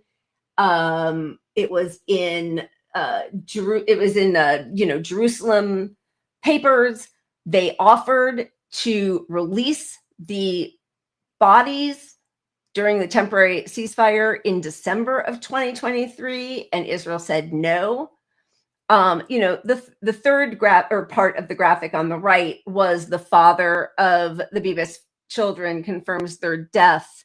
That one is, anytime a hostage in custody or who has a loved one in custody speaks, I feel like who knows? It can be under duress, anything. So when the bodies of the children were returned last week, they were dead. There was a new outpouring of grief and outrage from Israelis that, what kind of, barbarians kill these 2 little children, which of course, yes, it's horrific, even though they shouldn't have been taken, but the mother was an ex-IDF soldier from 8200, which is like that sort of like Shin Bet, it's like they're spying, they were like the pager people for Lebanon. They do those sorts of like 007 sorts of things. Yeah. And she had 2 young kids. They were taking her, they took her kids. No, she was not working for them at the time, and no children, nobody should be taken hostage. No civilian should ever be taken hostage. No children should. But they were killed by Israeli bombs. Like, we've all seen what Gaza looks like. It's amazing that anybody survived that. Of course, Israel knew as they're bombing tunnels and gassing people to death that they're killing some of their own hostages. The Bibas family has asked the government, Israeli government, to stop talking, because they know that they were killed by the IDF, by Israel, to stop using the deaths of their own children, their loved ones, as some sort of, propaganda to enrage people even further against Palestinians. So now they're suing the government, actually, because Netanyahu has continued saying, even before they were able to do any kind of autopsy, they're like the most gruesome, just, awful depictions of how he's been describing their deaths. Their skulls were crushed, all these things that he couldn't possibly know. They died apparently in a tunnel when it was bombed. But he is, just like the 40 beheaded babies and the mass rapes, is just making up this sort of, atrocity propaganda. And they're asking him to stop. So that was one part of it. The other part was one of the hostages last week who was released when Hamas, or the militants, did their presentation. They do this sort of big ceremony in front of everybody. When they release the hostages, they give them a gift bag. They make a show of it.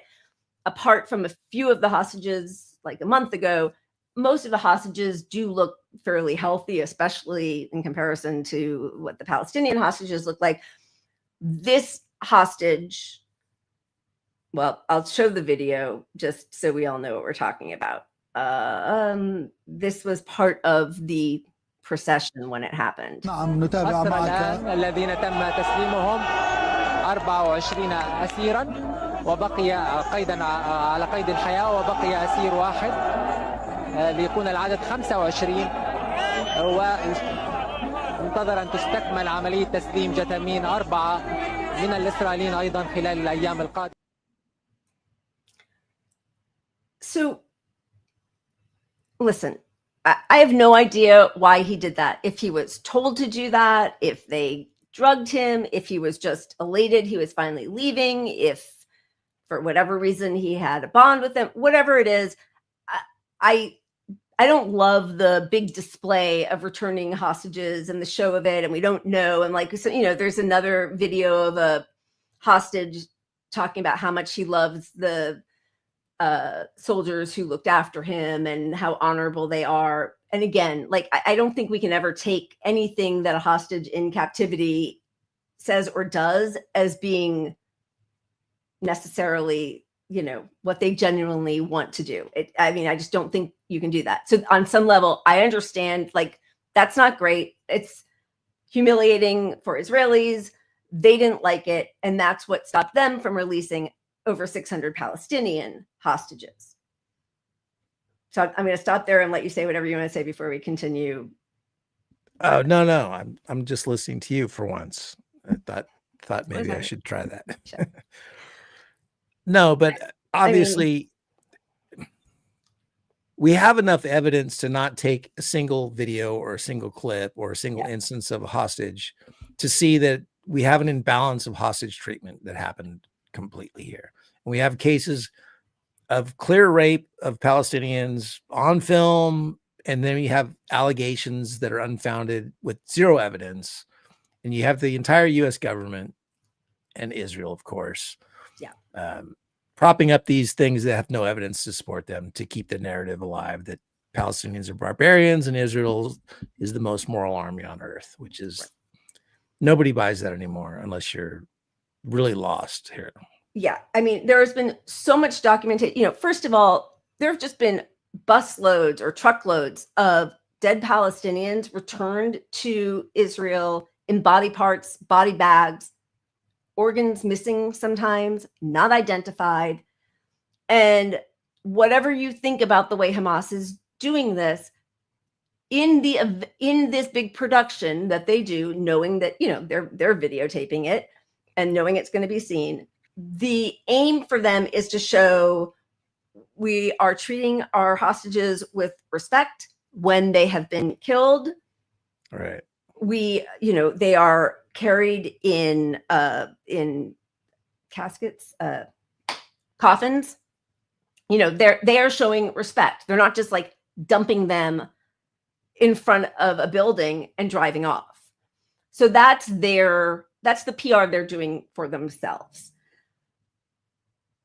And for Israel to keep doing these claims when, as you said, we have seen doctors. Yeah, even if it's just the PR game. Yeah. If it's the PR game, why aren't they competing at the PR game? Yeah. Because they can't match the PR game. They don't have examples of treating This is how their IDF soldiers this week release this video of a hostage or of a Palestinian that they killed being eaten by dogs. A dead body being eaten by dogs. That's what they released. They released video of them, you know, a doctor was just released talking about how they would brush his teeth with a toilet scrubber. They knew he was a pediatric surgeon, so they kept trying to smash his hands to prevent him from ever being able to do surgeries again. Another hostage was released. They had poured chemicals on him. He just has welts all over his back, all over his body from different chemical solutions that they poured on him doing experiments of torture. So this whole thing, you know, and again, like, I don't want to get into a thing of like, oh, you know, Hamas only killed however many people or however many children or took however many hostages and Israel took this many, but like, it's not a competition, but I do think we need to keep things in perspective. And the fact that the whole, you know, country talks about the Bezos children, and they did these ceremonies with, you know, they were red-headed children, red balloons, and all, you know, people are putting like orange balloons up as a sign of tribute, and people know their names. Yeah. And there have been, I mean, the Lancet says, what, 300,000 people have been slaughtered by Israel? And nobody knows that, not a single name of any of those people has been uttered by anybody in our media. Not one. No, it's disgusting. It reminds me a little bit of the way the media focuses on black crime. It's like, right. Nobody is saying that the crime that the black person did was good, but like, there's 20 instances of crime in this city that just happened last night, and 19 were from white people or something else. Right. Like, why? Yeah. So why? Where's your focus? Yeah. This is your story you want to tell, obviously. And our media has chosen to tell the story because if they don't, their ratings go down and they don't get the donor backing and, you know, probably some government fucking contracts straight into our media, because that's not illegal now. Thanks, Clinton. Yeah. Yeah. I mean, how many of our, you know, people who are head division reporters for the New York Times, who are former IDF soldiers at CNN, at MSNBC, at the BBC. So the other big piece of news this week was there was a documentary done. It was shown on the BBC. I watched it yesterday. It was really good. It's only an hour. But they they showed it and then pulled it right away when they found out that's narrated primarily by one young boy. He's 13. And his father worked in the government. So the government is Hamas. It's the government. So he wasn't a soldier. He wasn't in their military unit. He worked, I think, in agriculture. Like, that's the government. So if you are working in government, you're working for Hamas. Yeah. And the rest of the world and human rights organizations don't consider them terrorists. It's not a terrorist organization anyway, even if they've done some terrorist acts the way the US does every day of its existence, or Israel is doing, like, right? So they pulled the doc and they're talking about it on the BBC, saying how disgusting it is that it was ever shown that anybody who's at all part of Hamas, you know, or even related to it or has a family member, like, why would we ever show that? But they'll have IDF soldiers on, or people just espousing flat out how we need to kill all Palestinians and they're born evil. And that's fine. And of course, they didn't pull it because of the Hamas thing. That was just the excuse to get rid of it, because they allowed an objective documentary to exist, and then they were like, oh fuck, this is not going to play well with our donors and audience. It's really good. It's only an hour, and it follows 3 kids, which is also like particularly heartbreaking. But you know what else was interesting is several times in it, they talk, different people will say like they're upset with Hamas for making this all happen. And I don't know if that's the pervasive feeling, and I would never judge anybody in this situation on any level. So everybody should have his and her own feelings about anything. But like, it wasn't like rah Hamas. Right. Like it wasn't. The other thing was, you know, there was this lie being spread that Yahya Sinwar was like in Dubai living it up, or hiding away from everybody in tunnels and just letting his whole country be decimated. And at one point, one of the women who had thought that sees that last video of him fighting till the end after his arm has been amputated and he's like throwing a stick at the drone. Right. And she realizes that he actually was fighting and she had been lied to.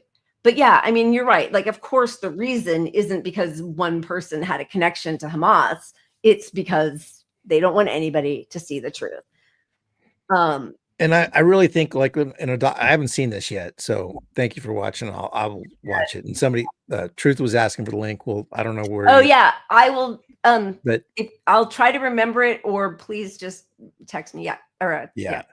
But I do think, as documentaries go, I appreciate when you see a more nuanced documentary, because it's so easy. Like, please don't ever trust a documentary and change your life views on a documentary, because you can tell it's a story, usually crafted with interviews, and I could make a documentary about how chemtrails are real tomorrow. Yeah, of course. Bullshit.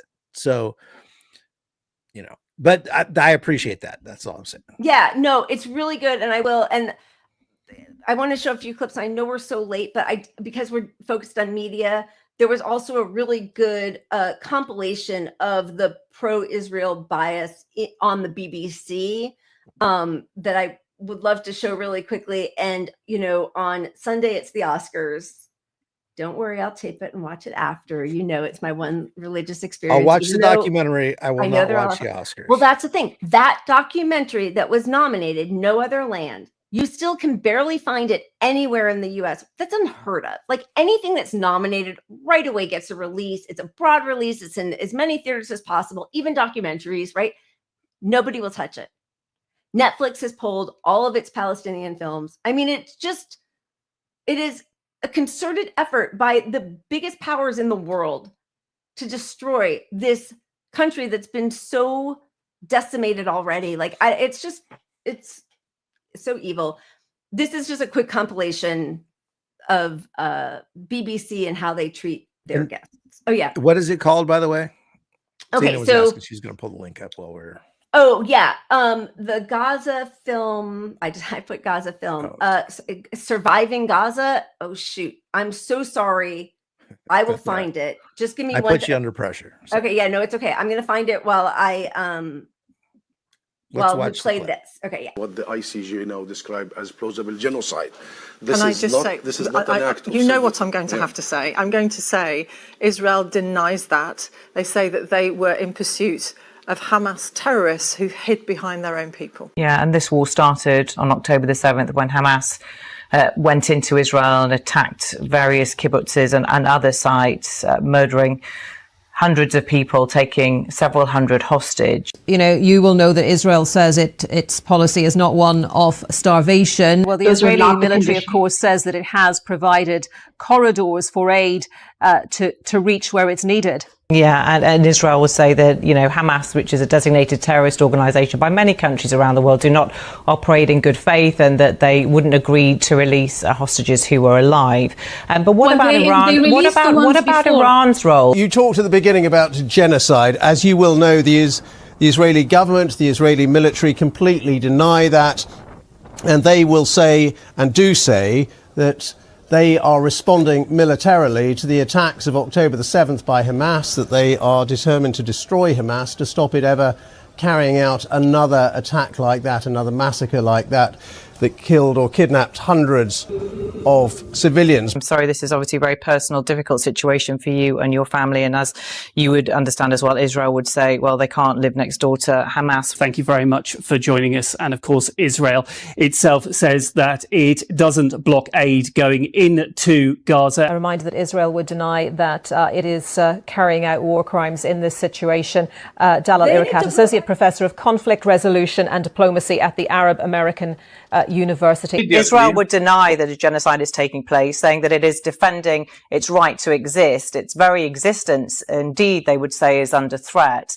So there are obviously two sides to this. There are Hamas, who hold more than 100 hostages. It's not known how many of those are still alive. And then there is Israel's determination to wipe out Hamas. The Israelis would say, well, look, you know, we are defending ourselves. We are targeting Hamas targets in Gaza. We are trying to put an end to what we believe is a terrorist organization once and for all. Do you really keep a straight face when you say that? You know what struck me? That moment where the reporter says, there are two sides to this story. There's Palestine that has 100 hostages. And then and she doesn't list the number on the other side. What list the number that Israel has hostages? They never talk about them as hostages. That's the two. If you're going to do two sides and do a number game, do the fucking number game. But she can't even do that because they know what they're fucking doing. Yeah. I mean, and there's another, you know, I know we're really running out of time. Wait, I just found the link, so I'm going to post it in the chat really quickly. Let me see if it works. Sorry, I'm trying. Okay, here we go. So you had the name Gaza, How to Survive at War Zone. And Zai Squirrel posted it. I think it's a she, Zai Squirrel. She posted it on Twitter the whole hour long. Oh, cool. Yeah. But the other one that was from, with the BBC people saying like, well, Israel say there's another documentary, and I think it's on, I think it might be Mideast Eye or something. And I mean, it's just so clear and embarrassing that, like, I can't imagine getting into the profession of journalism and then being instructed to lie and being fine with it. Oh, all right. I see. Jay says it. Yeah, it's invalid. I'll find one because I downloaded the whole thing. I got it from somebody else who had posted it, but I can't find it quickly enough. But I will post it. And I don't know, you know, the legalities sus, but if you have Streamio on your computer, you can pretty much. I never find anything on there. I know you tried to talk me through it all. No, I don't use the illegal site called. No, I mean, Streamio. I know, but you told me about it. I don't use that site. What are you talking about, Lila? Fake news. I just heard somebody mention it. Somebody mentioned it. Anyway, I thought maybe on Sunday we'll do like the anti-Oscar Oscars, and I'll see if I can get some clips from No Other Land, which is the one it's nominated for Best Documentary, but it has no distribution. that covered the people across from the. I think it's West Bank. People. Residents being attacked by Israeli settlers, and it was made by an Israeli man and a Palestinian, possibly with Israeli citizenship or whatever, but in the West Bank, and they made it together. And I feel like they were even like disinvited or prohibited from something in Berlin a few months ago. Like, I mean, it is just monstrous the way. Obviously, the deaths and rapes and destruction and all of that are much worse than, not getting distribution for a film. But it's like it just never ends. It never ends. It's just they cannot destroy these people enough. Like, I don't know. It's just they're just fighting to keep their little narrative alive long enough to where people get distracted by something else. But the world's not getting distracted. Truth Tweet says that link does work, so I don't know. Okay. Oh, doesn't work for Miranda. And yes, no other land is okay. I will post it again on my on Twitter, and you know what? Well, if I can find it, I don't want to get anybody in trouble by doing it like in a bigger place, but if we can put it in the description on YouTube under the show, we'll do that also. And No Other Land is the one that was nominated for an Oscar, which is different from the Gaza documentary that was on the BBC. I just cannot believe that when the truth is out there, like I really feel like we are in the craziest timeline where we all know and see the horrors. And I think that's the difference, though. 4 years ago, we were fighting for more people to see it, and now Palestine put it in a lot of people's direct vision. You can't ignore it, and when you see the Democrats stand up and defend it, it really brings people over to saying, "Who are you? I thought you were the good guys. This is so fucking clear." So I hate to say it's outrage. An opportunity, but it is. I mean, it's an opportunity. And I don't say that because like, hey, so you can elect my green person or something. No, so that we can make the world better and fucking stop the goddamn genocide, it's. And also know that anybody who is going to allow or contribute to on any level by lying, by arming, by giving political coverage at the, UN, a genocide is not gonna fight for healthcare or housing or public education. Like, amen. We already know how they view humanity. Right. And clearly we're under a terrible administration now, and they knew this was coming. We knew this was coming. Yep. They wouldn't stop a genocide or even switch their tone on it a little bit to prevent that. So if you think they're going to get us out of the next thing, no, they're not. They are not. They are getting us all, they are hoping to get us all really acclimated to mass violence and mass death. Climate, COVID, genocide. Yep. Prison labor. That's the next thing on my resume, probably. Good times. Good times. Yeah. Super fun. We have one good thing, at least. We do have one good thing. This is, are you going to introduce in Oslo, the student protest in Oslo? Yeah, against Israeli military manufacturers for Israeli arms. We're going to go out on that. We love you guys. Thank you for hanging with us. Cheers. Until Sunday. We'll see you then. Keep punching up.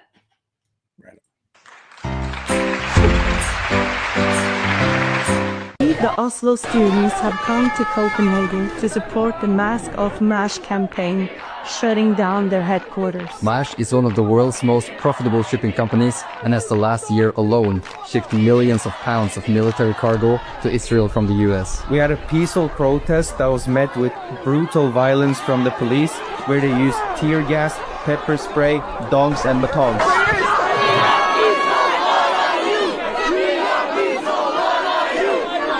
Our demands are clear. Stop shipping military cargo complicit in the genocide of the Palestinian people.